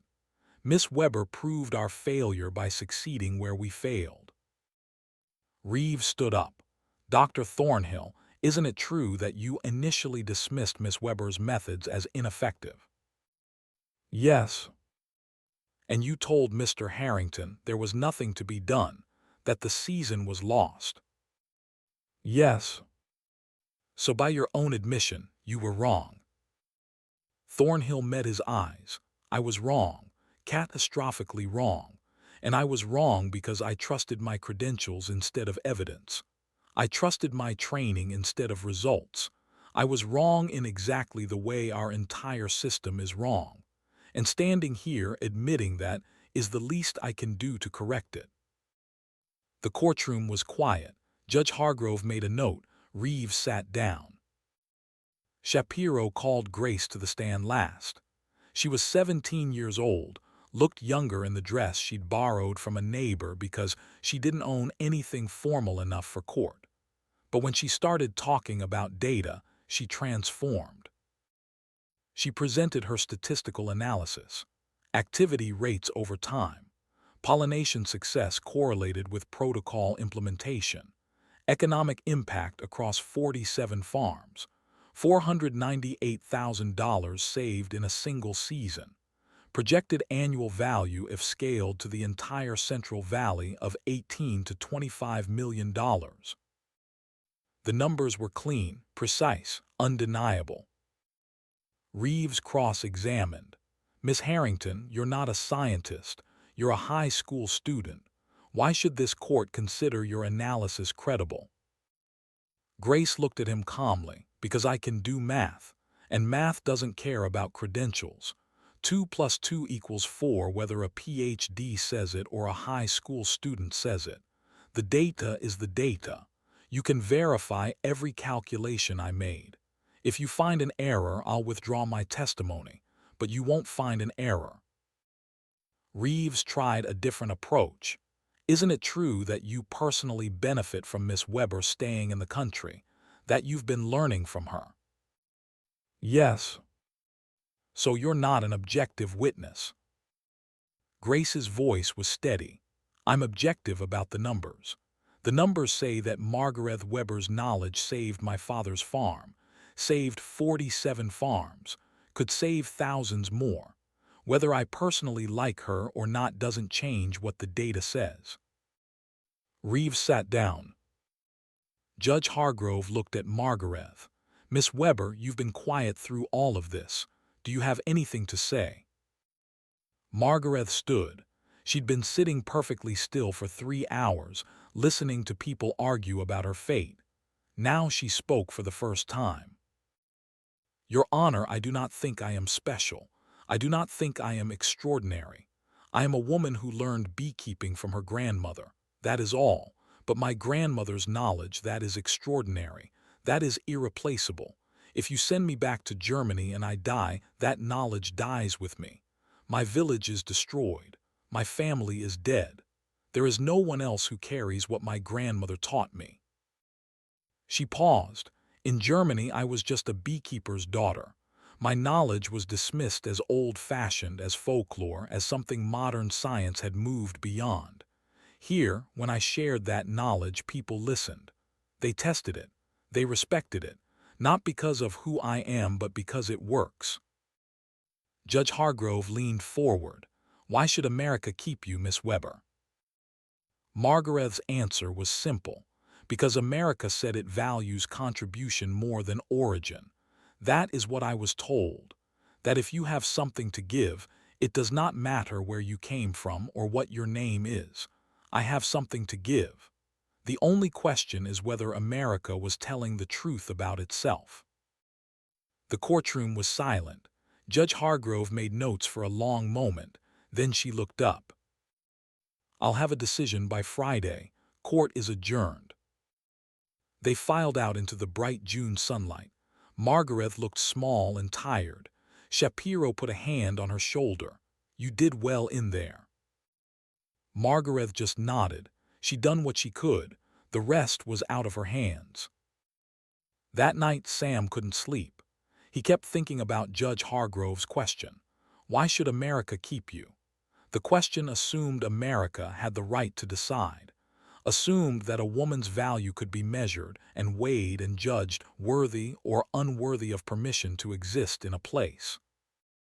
He thought about David Yamamoto, locked in a camp for 3 years for the crime of having Japanese grandparents. About Margarethe, surviving the destruction of everything she'd known, then getting locked in a different camp because her country had lost a war. About systems that decided who deserved to stay and who had to go based on paperwork and politics instead of on what a person could contribute. He thought about James, dead at 19 on a French beach, fighting for a country that told David Yamamoto he wasn't American enough to be trusted. The contradictions were too large to hold in his head. Friday came. They gathered at the courthouse at 10 a.m. Judge Hargrove took the bench at 10:15. She didn't waste time. "I've reviewed the evidence," she said. "The economic data is compelling. The testimony is credible. Miss Weber clearly possesses knowledge of significant value. However, the legal standard for extraordinary ability is extremely high. It requires not just value but irreplaceability." Sam felt his stomach drop. This was the setup for a no. But Judge Hargrove continued. "The government argues that agricultural workers are plentiful, that Americans need jobs, that there's nothing extraordinary about Miss Weber's knowledge. I find these arguments unpersuasive. The evidence shows that multiple American experts, including a decorated professor from UC Davis, failed to solve a problem that Miss Weber solved in 72 hours using methods those experts had never considered." She looked directly at Margarethe. "Miss Weber, you asked if America was telling the truth about itself, whether we value contribution over origin. I'm going to answer that question with my ruling." A pause. Then, application granted. 2-year extraordinary ability visa, subject to renewal. Conditions: you must continue documenting your methods in published form and train a minimum of 10 apprentices. If you meet those conditions, renewal will be routine. Sam felt Grace grab his arm, felt something release in his chest that he hadn't known was clenched. Margarethe stood perfectly still, then she nodded once. "Thank you, Your Honor." As they left the courthouse, reporters from 3 newspapers waited outside. Charles Webb from the Valley Agricultural Report, someone from the Fresno Bee, a stringer for the Associated Press who'd heard about the case and driven up from Los Angeles. Webb called out, "Miss Weber, how do you feel about the judge's decision?" Margarethe stopped on the courthouse steps. "Grateful," she said, "and responsible. I have 2 years to make sure the knowledge survives beyond me." "What will you do now?" Margarethe looked at Sam, at Grace, at David, at Thornhill. "I will teach. I will document. I will give everything my grandmother gave me to anyone willing to learn." She walked down the steps. The reporters followed, shouting questions. But Margarethe was done talking. She'd said what needed saying. That evening, back at Morrison Farm, they sat on the porch as the sun set. Sam, Grace, David, Thornhill, Margarethe. 5 people who barely knew each other 3 months ago. 5 people who just changed the course of American agriculture by being desperate enough to listen and brave enough to fight. 2 years, Thornhill said. That's not much time. Then we don't waste it, Grace said. Margarethe looked out at the orchard, at the hives humming in the warm evening air, at the wild flowers blooming along the edges where everyone had said only weeds should grow. 2 years ago, she'd been a widow in a destroyed city, surrounded by rubble and death. 1 year ago, she'd been a prisoner in a camp, surrounded by fences and guards. Now she sat on a porch in California, drinking lemonade Grace had made, watching bees do their ancient work, holding a visa that said she had value. "The knowledge will survive," she said quietly. "Whether I have 2 years or 20, the knowledge will survive. That is what matters." And in that moment, sitting together as the valley turned gold in the fading light, they believed her. Because they'd seen what happened when knowledge met desperation, when expertise met humility, when the voice no one expected to hear turned out to be the voice everyone needed. They'd seen the bees come back. And if the bees could come back, maybe anything was possible. October 1st, 1947, 4 months after the visa was granted. The numbers told a story that couldn't be ignored. 127 farms across California using the Weber method, 18,340 acres under the protocol. Economic value saved, $2.8 million. 4 states adopting variations of the technique. 8 academic papers published, citing Margarethe's work, trying to explain what she'd known for 30 years. The movement had momentum, and momentum made people nervous. Sam Harrington sat in his kitchen reading the morning mail. 3 letters from farmers in Oregon asking about implementation. 1 from a graduate student at Washington State requesting permission to visit and observe. 1 from the USDA asking for detailed methodology documentation. And 1 letter that made his jaw tighten. It was from Ag Chem Industries, corporate letterhead, legal department signature. The language was polite, but the message was clear. Cease and desist from making unsubstantiated claims about agricultural methods that undermine scientifically tested commercial products. Discontinue promotion of unproven techniques that may expose farmers to unnecessary risk. It wasn't quite a threat, but it wasn't quite not a threat either. Grace read the letter over his shoulder. They're scared. Sam set it down. They should be. We're making their products obsolete. Can they actually stop us? Sam thought about it. The letter had no legal weight. You couldn't copyright agricultural knowledge, couldn't patent letting wild flowers grow, but you could make things difficult. You could lobby for regulations. You could pressure universities. You could fund studies that contradicted inconvenient truths. They can try, he said. That same morning, 300 miles north in Sacramento, a different conversation was happening. The California State Agricultural Board had convened an emergency session. 12 board members, representing different sectors of the state's farming economy, sitting around a conference table discussing what they called the Weber situation. The chairman was a man named Robert Aldrich, 62 years old, owner of 4,000 acres of cotton and almonds, board member of 3 agricultural chemical companies. He'd built his fortune on modern industrial farming, large-scale monoculture, chemical inputs, maximum efficiency through technological advancement. The Weber method threatened everything he'd built. Gentlemen, he said, we have a problem. This German woman's techniques are spreading faster than we can contain. 127 farms in 4 months. If this continues, we're looking at a complete restructuring of how pollination-dependent crops are managed in this state. A board member named Frank Morrison spoke up. Is that necessarily bad? The economic data shows significant value creation. Aldrich's expression didn't change. The economic data shows value for small farmers. It shows disaster for our industrial partners. Ag Chem Industries has lost $400,000 in bee supplement sales this season. That's 40% of their California revenue. If we scale that nationally, we're talking about a $3 million annual loss. Another board member, Patricia Wells, the only woman on the board, leaned forward. So we're considering regulatory action to protect a company's profit margin at the expense of farmer success. Aldrich met her eyes. We're considering regulatory action to protect agricultural stability.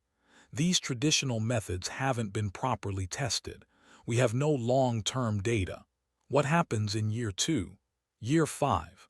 What if there are unintended consequences we haven't discovered yet? We have 270 years of data from Bavaria, Wells said. How much more long-term do you need? Aldrich ignored the question. I'm proposing we require agricultural consultants to have proper credentials, a degree in agricultural science or a state-issued license. We can't have unlicensed individuals providing advice that could expose farmers to liability. The room was quiet. Everyone understood what he was actually proposing, a law that would make it illegal for Margarethe to consult, a law that would stop the spread of her knowledge by attacking her legitimacy. Wells spoke again. This is about protecting chemical companies, not farmers. This is about maintaining standards, Aldrich corrected, about ensuring that agricultural advice comes from qualified professionals. The vote was scheduled for November 15th, 6 weeks away. Dr. Marcus Thornhill learned about the proposed regulation from a colleague at the Agricultural Extension. He drove immediately to Morrison Farm, arrived just after lunch, found Sam and Margarethe examining a new water station design David Yamamoto had engineered. "They're trying to make it illegal for you to teach," Thornhill said without preamble. Margarethe looked up from the diagram. "Who is they?" "The State Agricultural Board. They're proposing a law requiring agricultural consultants to have degrees or licenses. It's targeted at you." Sam's face went hard. "Can they do that?" "They can propose it. Whether it passes depends on how much political pressure the chemical companies can bring to bear. And they have deep pockets." Margarethe was quiet for a moment. Then she said something that surprised both men. "Then we must make our case stronger than their money." "How do we do that?" "We document everything. We publish. We train people so the knowledge exists in more than just me. If they silence one voice, we create 100 voices." "That's going to take resources," Sam said. "Time, money, organization." "Then we organize," Margarethe said simply. "We have 6 weeks. We use them." They called a meeting for that evening. 40 farmers showed up at Morrison Farm, more than could fit in the house. They moved everything outside, set up tables in the yard, strung electric lights from the barn to the porch. The November air was cool but not cold. People brought coffee in thermoses. Someone brought donuts from town. Sam stood on the porch steps and explained the situation, the proposed regulation, the timeline, what was at stake. Bill Patterson was the first to speak. "So they want to make it illegal for Greta to help us because she doesn't have a piece of paper from a university. That's about the size of it." "That's horseshit," Bill said flatly. "Pardon my language, Miss Weber, but that's exactly what it is." Margarethe smiled slightly. "I have heard worse." David Yamamoto stood up. "We need to approach this systematically. They have money, we have data. Money is loud, but data is true. We fight with truth." "What kind of data?" someone asked. "All of it," David said. "Every farm using the method, yield comparisons, cost analysis, success rates. We build a database so comprehensive they can't dismiss it as anecdotal." Grace raised her hand. "I can coordinate data collection. I've been doing it anyway for our farm. We just need to scale it."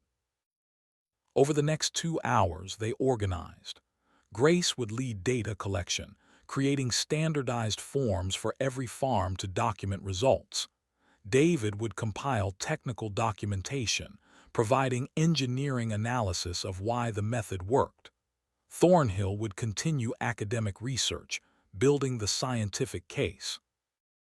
And Margarethe would do what she did best: teach, train, document, create a record so complete that even if they silenced her, the knowledge would survive. They called it the Weber Documentation Project. 40 farms committed to participate. Each would provide detailed records, costs, yields, observations, challenges, successes, everything. The goal was simple: Create a body of evidence so overwhelming that no amount of money or political pressure could dismiss it. November brought the hard work.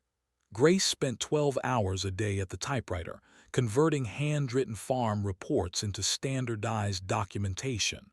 Her fingers developed calluses from the keys. Her eyes strained from reading poor handwriting by lamplight, but she kept going.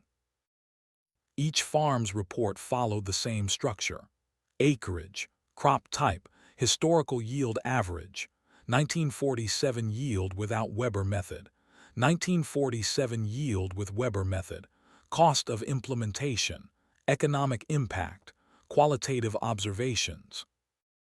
The data was devastating in its consistency.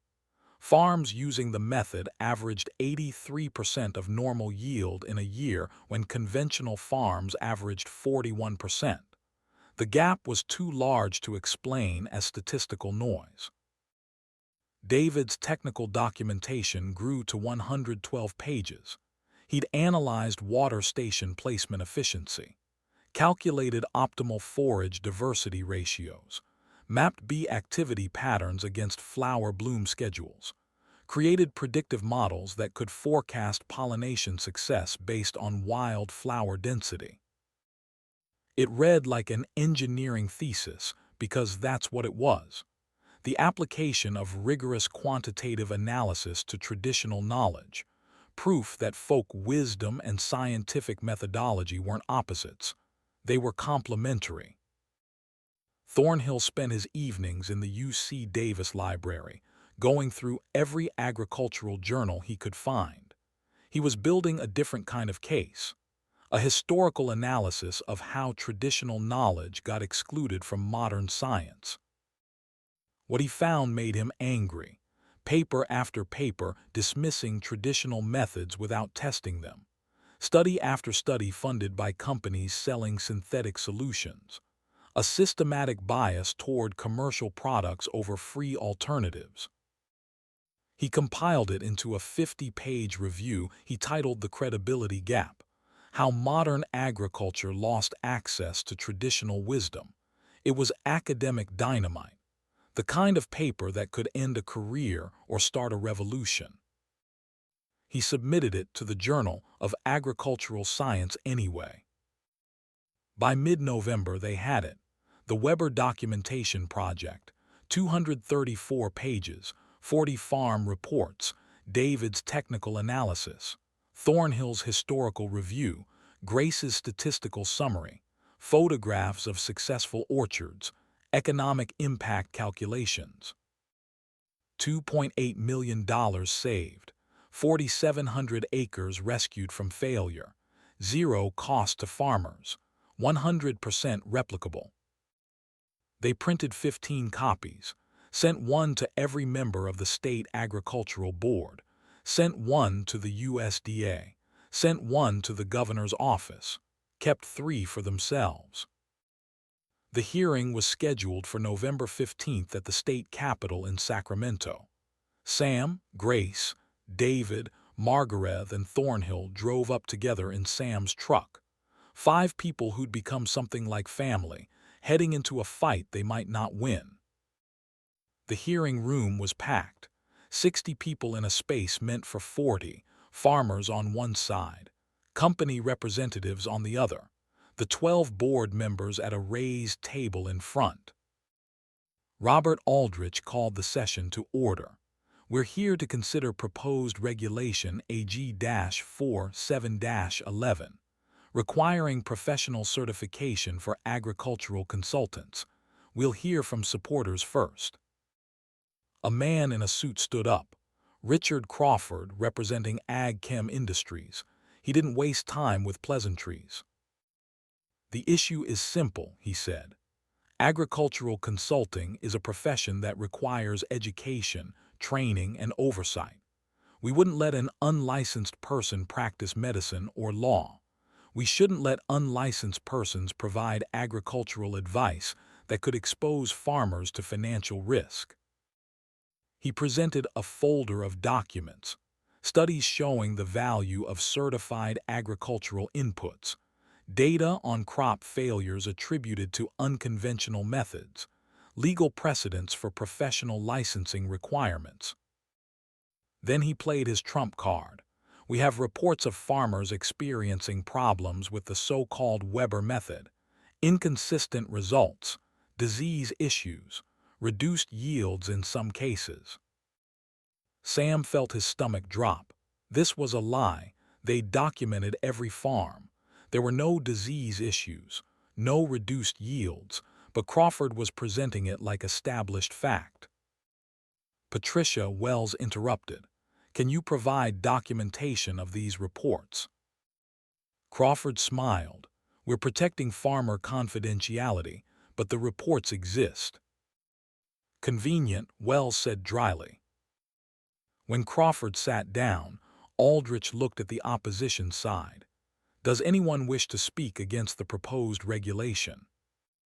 Sam stood up. We do. He walked to the front of the room carrying the Weber documentation project, set it on the table in front of the board members with a solid thunk. This is 234 pages of documentation from 40 farms across 4 counties, every number verified, every claim supported. This isn't anecdotal evidence.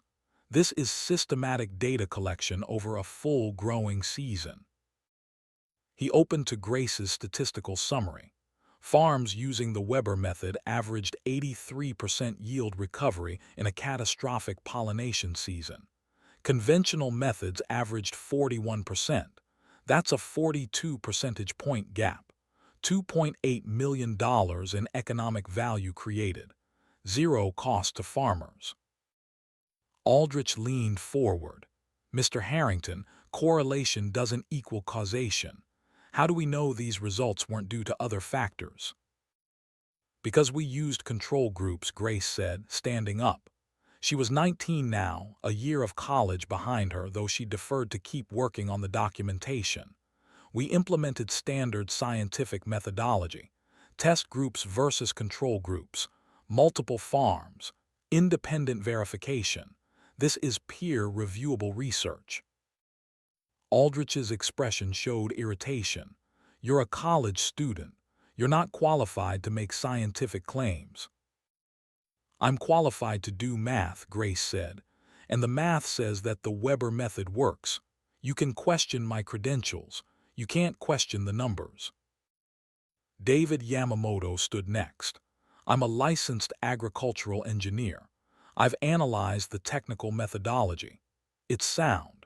It's based on principles of ecosystem management that any ecologist would recognize. The only reason it seems radical is because we've spent 50 years ignoring ecology in favor of chemistry. Crawford jumped up. The Weber method undermines decades of agricultural research. Thornhill rose slowly. No, Mr. Crawford. It exposes decades of incomplete agricultural research. Research that systematically excluded traditional knowledge because it didn't serve commercial interests. He held up his own paper. I've reviewed 30 years of agricultural literature. I found almost no serious academic engagement with traditional pollinator support methods. What I found instead was a pattern of dismissal without investigation. A pattern funded by companies that profit from selling synthetic solutions to problems that free methods solve better. The room erupted, farmers shouting support, company representatives shouting objections, Aldrich banging a gavel calling for order. When the noise died down, Aldrich looked at Margarethe. Miss Weber, you've been quiet. Do you have anything to say? Margarethe stood. She'd been sitting in the back, letting others fight her battle. Now she walked to the front of the room. I am not a scientist, she said. I do not have a university degree. I cannot cite peer-reviewed research. I can only tell you what I know, what my grandmother knew, what her grandmother knew. She paused. The room was completely quiet. For 270 years, my family kept bees. We learned by watching, by trying things, by measuring results. We learned that bees need diversity, need water, need forage through all seasons. This is not complicated. This is observation. Her pale blue eyes swept the room. You ask if I am qualified to teach this. I ask what qualification matters more than success. I have helped 40 farms survive a catastrophic season. Not one farm that used my methods failed. Not one. What university degree is worth more than that? Aldrich opened his mouth to respond, but Patricia Wells cut him off. I have a question for Ag Chem Industries. How much revenue have you lost to the Weber method this year? Crawford hesitated. That's proprietary information. It's a simple question, Wells pressed. Have you lost money because farmers are choosing free wild forage over your synthetic bee supplements? Our revenue is not the issue here. I think it's exactly the issue. Wells looked at the other board members. We're being asked to pass a regulation that protects a company's profit margin by preventing farmers from accessing free knowledge. That's not agricultural policy. That's corporate welfare. Aldrich's face reddened. This is about maintaining professional standards. No, Wells said. This is about protecting chemical companies from competition. Competition from centuries-old knowledge that works better and costs nothing. She stood up. I move to table this regulation indefinitely. The vote was 8-4. The regulation failed. Sam felt Grace grab his hand, felt something like victory mixed with exhaustion. They'd won, for now. But as they filed out of the hearing room, Crawford caught Sam's arm. This isn't over, he said quietly. We have resources you can't imagine. We'll find another way. Sam pulled his arm free. So will we. They drove back to Morrison Farm in darkness. 5 people crammed into the truck cab, tired but not quite ready to celebrate. They'd won a battle. The war was far from over. At the farm, they found 24 farmers waiting. Word had spread fast. Someone had brought a case of beer. Someone else had brought a guitar. The impromptu celebration spilled across the yard. Bill Patterson clapped Sam on the shoulder. You did good up there. We all did good. Margarethe sat on the porch steps, watching the celebration but not quite part of it. Sam found her there after midnight, when most people had gone home. You should be celebrating, he said. I am just quietly. You saved your right to teach. Margarethe looked at him, for now. But Mr. Crawford was right. This is not over. They will find another way. People with money always find another way. Then we'll fight another way. She smiled slightly. You sound very certain. I am certain, because I've seen what happens when you get a chance to teach. 40 farms survived because you taught them. How many more could survive if you had 10 years instead of 2? Margarethe's visa expires in 18 months, she said. I must make those months count. What if you didn't have to leave after 2 years? She looked at him. The visa is conditional. 2 years, then review. I cannot assume renewal. What if we made renewal automatic? What if we found a way to make you permanent? Margarethe was quiet for a long time. Then she said, I have learned not to hope for permanence, Mr. Harrington. Everything I thought was permanent was destroyed. My home, my family, my country. I have learned to live in the present, to do what I can with the time I have. But what if you had more time? She stood up. I would do more work. That is all I can promise. More work, more teaching, more documentation. Until they deport me or I die, I will share what I know. That is the only permanence that matters. Sam watched her walk into the house. This woman who'd lost everything and somehow kept giving. This woman who expected nothing permanent but kept building anyway. He thought about his own life, about Margaret dying of grief, about James dying in a war, about how loss had made him cautious, protective, afraid to believe in anything that could be taken away. Margarethe had lost more than he had, and she was braver. Inside the house, Grace was washing dishes. She looked up when Sam came in. "You're thinking about something." "I'm thinking we need to fight harder, smarter. We beat them today, but they'll be back." "So what do? We make Margarethe indispensable. We document everything. We train everyone. We make her knowledge so widespread that it can't be stopped even if they deport her." Grace dried her hands. "That's good, but it's not enough." "What do you mean?" She came over to the table, sat down across from him. "We're fighting defensive battles, responding to their attacks. We need to go on offense." "How?" "We publish. We make the research public. We send it to every agricultural journal, every newspaper, every farming magazine. We make it impossible to ignore. They'll just dismiss it as unscientific." "Not if we frame it right." Grace pulled out a notebook, started writing. "Listen to this. Traditional knowledge meets modern science. A case study in sustainable pollinator support. We position it as integration, not replacement. We show how traditional methods and modern research work together." Who's going to take that seriously from a 19-year-old college student? "Not from me, from Dr. Thornhill. He's the credentialed one. He writes it, I provide the data, Margarethe provides the methodology. We publish under his name but make sure everyone knows where the knowledge came from." Sam looked at his daughter. "When did you get so strategic?" "When I realized that being right isn't enough. You have to make people listen, and people listen to credentials and publications." That night Sam lay in bed thinking about the battle they'd won and the war still ahead. Crawford's words kept echoing. "This isn't over. We have resources you can't imagine." But they had something Ag Chem didn't have. They had truth. They had data.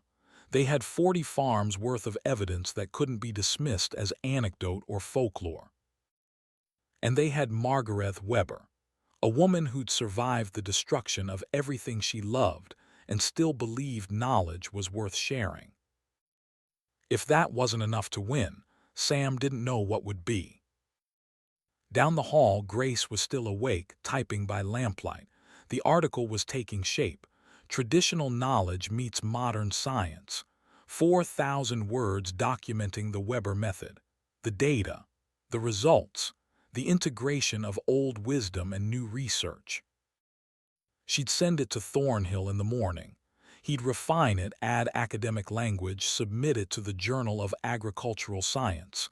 Maybe they'd publish it, maybe they wouldn't, but it would exist, on paper, in the record, permanent. And in the small cottage Sam had built for her behind the farmhouse, Margarethe Weber sat at a desk writing in German, writing the story of her grandmother's knowledge, writing the techniques that had survived 270 years, writing for the granddaughter who would never read it, for the family that was gone, for the future that might exist if she could just write fast enough. She had 18 months left on her visa, 18 months to transfer a lifetime of knowledge. She wrote faster. Outside, the November wind moved through the almond trees, bare now after harvest. The wild flowers along the ditches had gone to seed. The bees were huddled in their hives, preparing for winter. The cycle turning, the season changing. Everything temporary except the knowledge being documented one page at a time. Crawford was right, this wasn't over.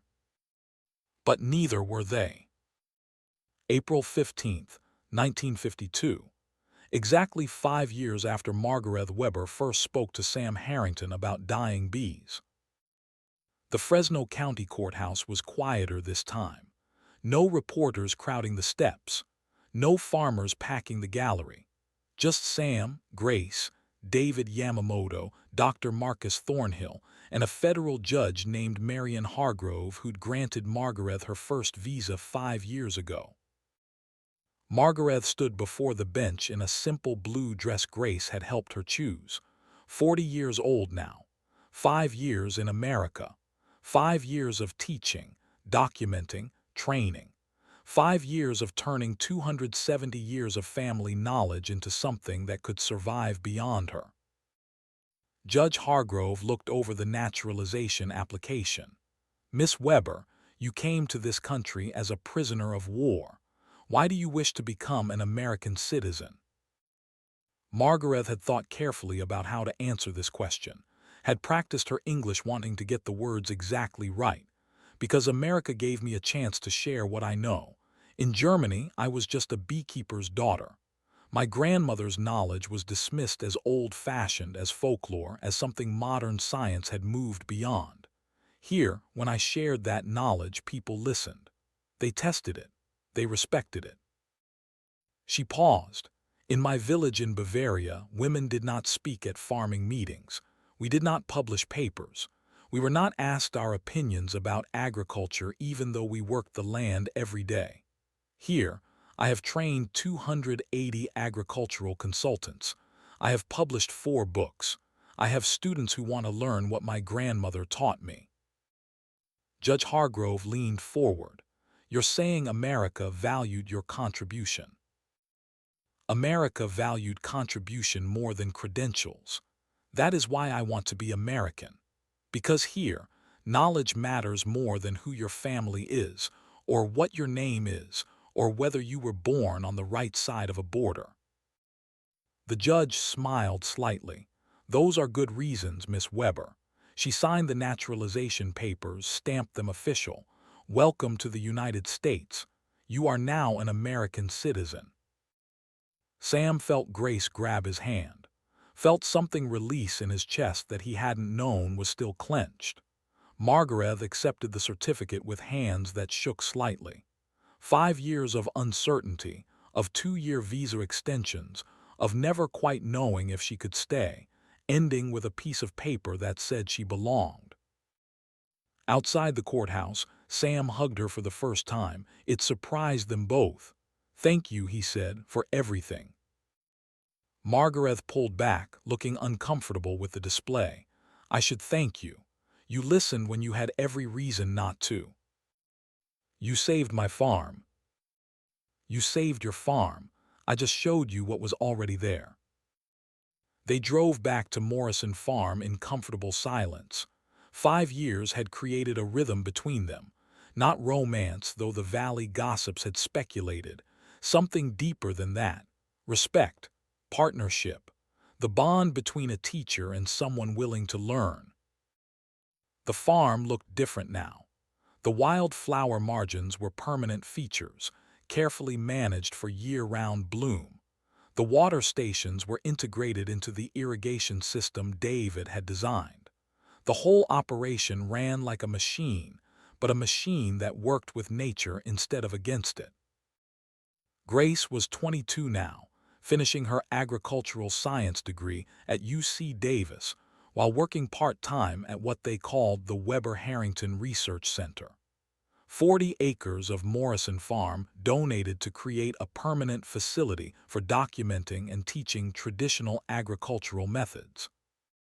She met them at the house with news. Dr. Thornhill called. The Journal of Agricultural Science accepted the integration paper. It'll be in the September issue. Margarethe's face showed the first real joy Sam had seen from her in weeks. This is important, very important. The paper was called Traditional Knowledge Meets Modern Science, 5-year results from the Weber method. Thornhill had written it, but Margarethe and Grace were listed as co-authors. 200 pages documenting 5 years of data from 430 farms across 12 states. The numbers were overwhelming. Farms using the Weber method averaged 86% pollination success over 5 years. Conventional methods averaged 53%. Economic value created, $67 million. Cost to farmers, effectively zero. It was the kind of paper that changed fields, that created new paradigms, That forced people to reconsider everything they thought they knew. And it gave Margarethe something she'd never had in Germany: academic legitimacy, the credentials she'd never wanted but the system required. That evening they sat on the porch watching the sunset, a ritual 5 years had made familiar. Sam, Grace, Margarethe, David when he could make it, sometimes Thornhill. 5 people who'd started as strangers and become something like family. 5 years, Sam said, hard to believe. Margarethe looked at the orchard, at the bees finishing their day's work, at the wild flowers blooming in the golden light. 5 years feels like a lifetime, and also like yesterday. What are you going to do now? Grace asked, now that you're permanent. Margarethe was quiet for a long moment. The same thing I have been doing: teaching, documenting, making sure the knowledge survives. But now I can think beyond 2 years. Now I can plan. Plan what? A comprehensive manual. Everything my grandmother knew, everything I have learned, everything we have discovered in 5 years of systematic testing. 600 pages, maybe more, a complete record. That's ambitious. I am 40 years old. My grandmother died at 39, my mother at 44. Weber women do not live long. I must work as if time is short. The words cast a shadow over the evening, but Margarethe spoke them matter-of-factly, without self-pity. She'd made peace with mortality in a way most people never did. Over the next 5 years, she worked like someone racing a clock only she could hear. The manual grew to 647 pages. The beekeeper's handbook, they called it eventually. Part biology, part practical guide, part philosophy. Written in clear English with German annotations in the margins, notes to herself about things her grandmother had said, memories of Bavaria woven through the technical documentation. Grace helped edit it. David contributed technical drawings. Thornhill wrote the foreword. Sam funded the printing. 500 copies in the first run. They sold out in 2 months. The second printing was 2,000 copies. The third was 8,000. By 1958, 34,000 copies were in circulation. Required reading at 12 agricultural colleges. Translated into Spanish, Portuguese, Japanese. The Weber method became standard practice. Not controversial anymore, just proven. The kind of knowledge that got integrated into curricula, into extension programs, into the basic education of anyone studying pollinator-dependent agriculture. Margarethe trained 280 consultants in those years, traveled to 47 states, consulted in 8 countries, built a body of work that couldn't be dismissed or ignored or disappeared even if she vanished tomorrow. But the work took its toll. 1959. Margarethe was diagnosed with lung disease. The doctor suspected it was related to the Dresden firebombing. 14 years of carrying fire-damaged tissue finally catching up with her. Prognosis was 2 to 5 years. She took the news the way she took everything, quietly, practically. Then I have 2 to 5 years of work left. She refused treatment that might have bought time but would have left her too weak to work. Instead, she accelerated, recording audio instruction, a new technology that let her voice survive even after she couldn't speak. 120 hours of recordings, her accent explaining techniques, her patience with repeated questions, her grandmother's wisdom preserved in magnetic tape. She completed the translation of her grandmother's journals, all 12 volumes, 2,247 pages documenting techniques from the 1700s, methods so old they predated modern science, practical wisdom accumulated through pure observation. She published it as the complete Weber Archives. It was dense, academic, beautiful, the kind of work that gets cited for generations. By 1962, she was 50 years old and dying. The lung disease had progressed. She could barely walk from the small cottage behind Morrison Farm to the main house, but she kept teaching. Students came to her. She sat in a chair in the yard, oxygen tank beside her, and taught them to read bee behavior, to understand what the hum of a hive meant, to recognize health and sickness in a colony from 50 feet away. Grace brought her lunch every day, sat with her, listened to stories about Bavaria, about the grandmother who taught her everything, about the daughter who died at 4 years old and would have been 21 now if Dresden hadn't burned. "You should rest," Grace said one afternoon. "I will rest when I am dead. Until then I work." "You've done enough. You've documented everything, trained hundreds of people, published books. The knowledge is safe." Margarethe looked at her with those pale blue eyes, still sharp even as the body around them failed. "Knowledge is never safe. It must be kept alive, used, practiced. The moment people stop practicing it, it begins to die. You must promise me you will keep it alive." "I promise." "Not just you, your children, their children. This is not a project that finishes. This is a responsibility that continues." "I understand." Margarethe reached out, took Grace's hand. The grip was weak but determined. "You are like the daughter I lost. You know that."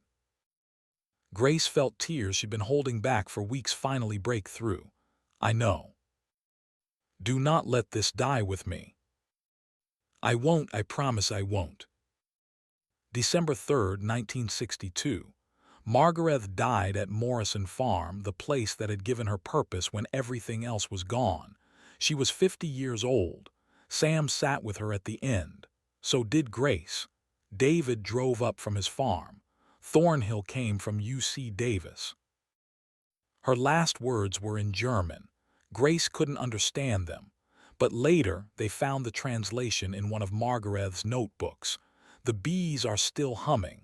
That means the work continues." The funeral was held on December 7th. 800 people attended, farmers from 22 states, representatives from 6 countries.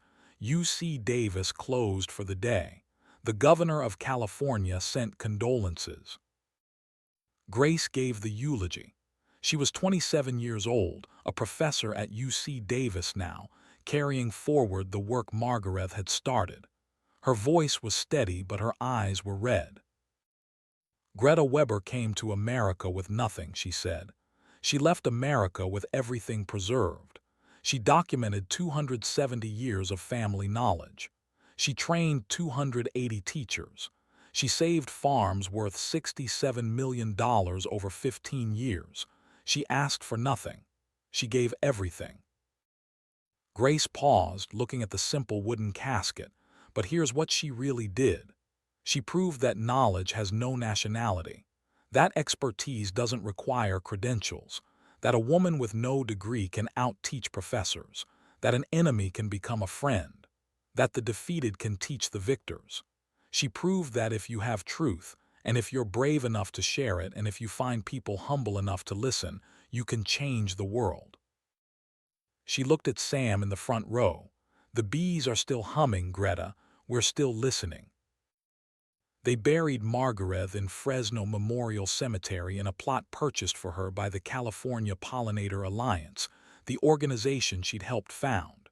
The headstone was simple gray granite. Margarethe Weber, 1912 to 1962. She taught us to listen to the bees. Below that in smaller letters, "Knowledge blooms where we plant it." The years after her death proved she'd built something permanent. The Weber Harrington Research Center continued, directed first by Grace, then by Grace's daughter Anna Harrington, born in 1960, named for the child Margarethe had lost in Dresden. Anna carried forward her mother's work with the same quiet determination Grace had learned from Margarethe. The center documented traditional farming methods from 89 countries, published 1,400 research papers, trained 4 generations of agricultural researchers. The Weber method became simply the method, standard practice, the way things were done. 40 years after Margarethe's death, farmers used her techniques without knowing her name. The knowledge had become so integrated into agricultural practice that its origin story faded. But Sam remembered. He lived to 93 years old, died in 1998 still working his farm. Until the end, he walked the wild flower margins every morning, checking on the bees, making sure the knowledge Margarethe had shared was still being practiced. Grace became a legend in her own right, published 8 books building on Margarethe's work, trained 4,000 agricultural consultants. She lived to see her daughter Anna become a professor, lived to see her granddaughter Anna Chen pursue agricultural science. Grace died in 2019 at 89 years old, having spent her entire adult life making sure one German woman's wisdom didn't disappear. David Yamamoto lived to 101, the longest-lived of them all. He saw the Weber method spread to every continent, saw it become UNESCO-recognized best practice, saw Japanese farmers adopt techniques originally developed in Bavaria and refined in California, the circle completing itself. He died in 2010, the last living person who'd been there on April 15, 1947. Dr. Thornhill died in 1976, retired but still writing, still arguing that traditional knowledge deserved respect alongside modern science. His final paper, published posthumously, was titled simply, "She Was Right." 5 pages explaining how Margarethe Weber had solved in 72 hours what he'd failed to solve in 30 years. April 15, 2024. Exactly 77 years after Margarethe first spoke to Sam Harrington. The Morrison farm still existed, though it had changed hands twice since Sam's death. The current owner, a young man named Michael Torres, maintained the wild flower margins because that's how you farmed almonds. He didn't know who Margarethe Weber was, didn't know the story of how those margins came to be standard practice. But 30 miles away at UC Davis, the Weber Harrington Center celebrated its 48th anniversary. Dr. Anna Chen, Grace's great-granddaughter through Anna Harrington, ran the center now, 34 years old, third generation carrying Margarethe's legacy. 60 full-time researchers worked under her direction, 200 graduate students, annual budget of $8.2 million. Mission: preserve traditional knowledge, integrate with modern science. The entrance hall had a bronze plaque telling Margarethe's story. Anna stood in front of it with 40 agricultural students, giving the tour she gave every semester. Every April 15th, she made sure to tell the complete story, to explain how her great-grandmother Grace had learned from Margarethe, how her grandmother Anna Harrington had carried it forward, how now she stood here, third generation, still teaching what a German prisoner of war had shared 77 years ago. On this spot, she said, pointing to a photograph of Morrison Farm from 1947, a German prisoner of war named Margarethe Weber offered to help an American farmer named Samuel Harrington. She had every reason to stay silent. She was the enemy. She was a woman. She had no credentials. She had no power.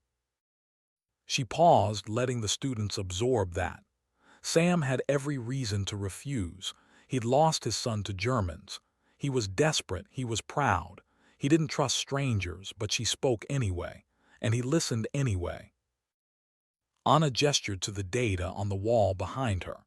Current statistics on the Weber method's global impact: 89 countries, 2.4 million acres, $340 million annual value, 0 cost per acre, measurable biodiversity improvement in every region where it was implemented.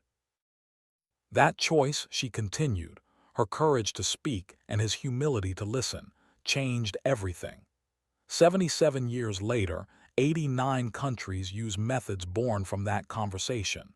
Millions of people have food because she refused to stay silent. A student raised his hand. Why isn't she more famous? Why don't more people know this story?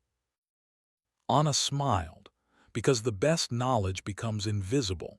It gets so thoroughly integrated into how we do things that we forget it was ever new. We forget someone had to fight for it, had to risk everything to share it. That's actually the highest compliment. When knowledge becomes so obvious that people can't imagine farming any other way. She walked them outside to the demonstration gardens, wild flowers blooming in carefully managed diversity, crimson clover, phacelia, borage. The three-flower blessing Margarethe's grandmother had developed 2 centuries ago.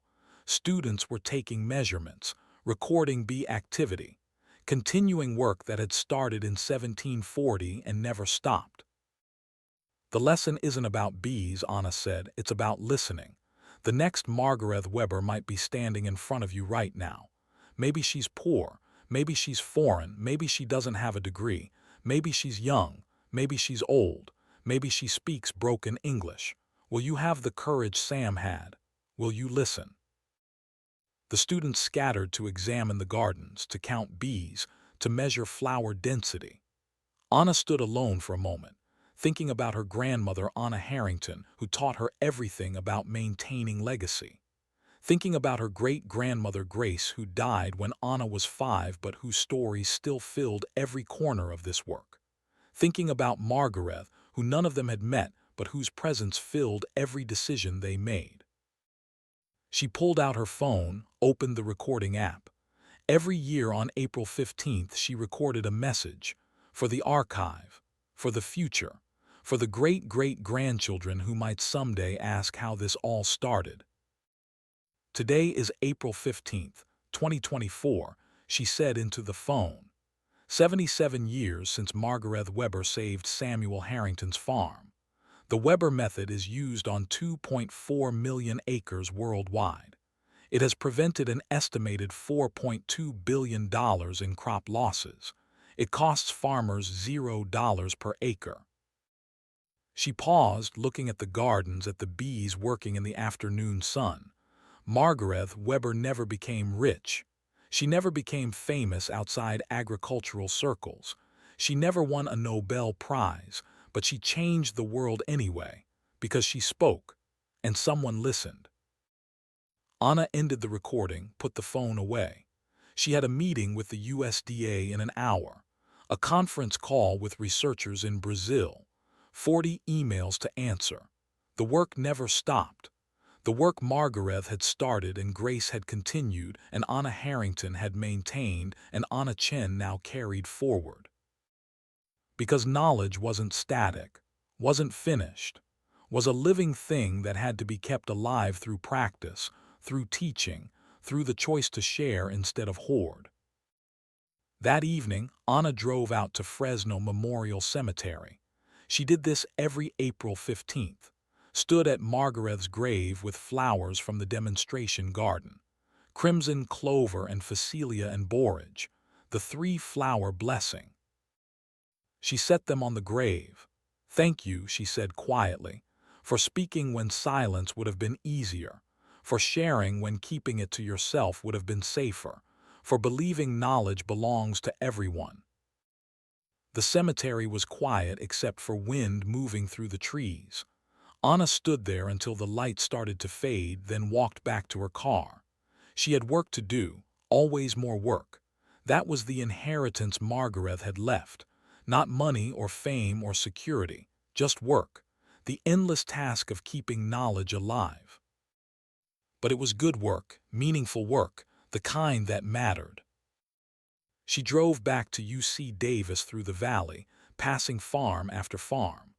Almond orchards in bloom, wild flowers growing along the edges, bees moving between them in the last warm hours of the day. Farmers who didn't know Margarethe's name but practiced her wisdom every day. That night, alone in her office, Anna pulled out the letter. The one Grace had given Anna Harrington before she died in 2013. The one that had been in a safety deposit box since 1962. Margarethe's final letter, written 3 days before she died, addressed to whoever would be running the center in 2024. Anna had read it a dozen times since her grandmother Anna Harrington had passed it to her when she took over the center in 2018. She read it again. To whoever reads this in 2024. I am writing this knowing I will not live to see your time. I am 50 years old and dying. My lungs are failing. The doctors say I have weeks, perhaps days. But I am not afraid. I have done what I came to do. The knowledge is documented. The students are trained. The work continues. If you are reading this, it means the center still exists. It means people are still teaching what my grandmother taught me. It means the knowledge survived. That is all I ever wanted.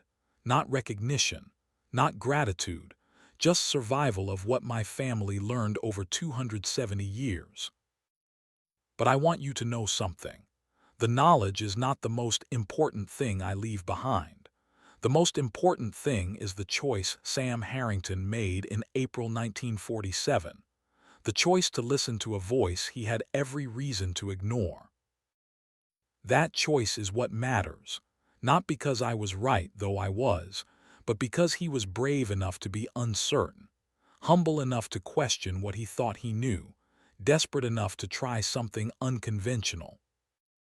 The world needs more people like Sam Harrington, people who will listen to unexpected voices, people who will question their own assumptions, people who understand that expertise exists in surprising places. If you want to honor my memory, do not build monuments. Do not name buildings after me. Instead, listen. Listen to the person everyone else dismisses. Listen to the immigrant, the woman, the poor person, the one without credentials. Listen with the humility Sam showed me. Because that is how knowledge survives, not by being protected, but by being shared, not by being guarded by experts, but by being given freely to anyone willing to learn. The bees taught me this. Bees share everything. They communicate where the flowers are. They work together. They understand that knowledge shared is knowledge multiplied. Be like the bees. Share what you know. Listen to what others know. Build something together that none of you could build alone. That is my final lesson. The one my grandmother never taught me, but the bees did. Knowledge blooms where we plant it, and the most fertile ground is the place we least expect. Thank you for keeping the work alive. Margarethe Weber. November 30th, 1962. Anna folded the letter carefully, put it back in its envelope. Then she opened her laptop and started writing her own letter to whoever would be running the center in 2047, 100 years after Margarethe spoke to Sam. She wrote about the current state of the work, about the challenges, about the successes, about the students who carried the knowledge forward, about the choice to share instead of hoard. And she ended with the same message Margarethe had left. Listen to unexpected voices. Question your assumptions. Understand that expertise exists in surprising places. Be like the bees. Share everything. Outside her office window, the UC Davis campus was dark except for scattered lights. Students studying late. Researchers working. Knowledge being created and shared and passed forward. Somewhere in Bavaria, the village where Margarethe's family had kept bees for 9 generations lay empty, destroyed in the war, never rebuilt. The Weber name existed only in archived documents and fading memories. But the knowledge survived. In California, in 89 countries, in 2.4 million acres of farmland, in the students who learned it without knowing where it came from. That was the victory. Not fame, not recognition, just survival, the knowledge outliving the knower, the wisdom outlasting the wise. Anna closed her laptop. Tomorrow she'd teach another class, train more students, document more methods, Continue the work that had started 270 years ago in a Bavarian village and would continue as long as people chose to listen. She turned off the light and walked out into the California night. Above her, stars that Margarethe's grandmother had seen from Bavaria, stars that Margarethe had seen from Dresden, stars that had watched knowledge travel across generations and continents and wars. The same stars watching now, as that knowledge continued its journey. Somewhere in the valley, bees slept in their hives, storing energy for tomorrow's work. Somewhere, wild flowers closed for the night, saving nectar for morning. Somewhere, a farmer checked water stations one last time before heading home.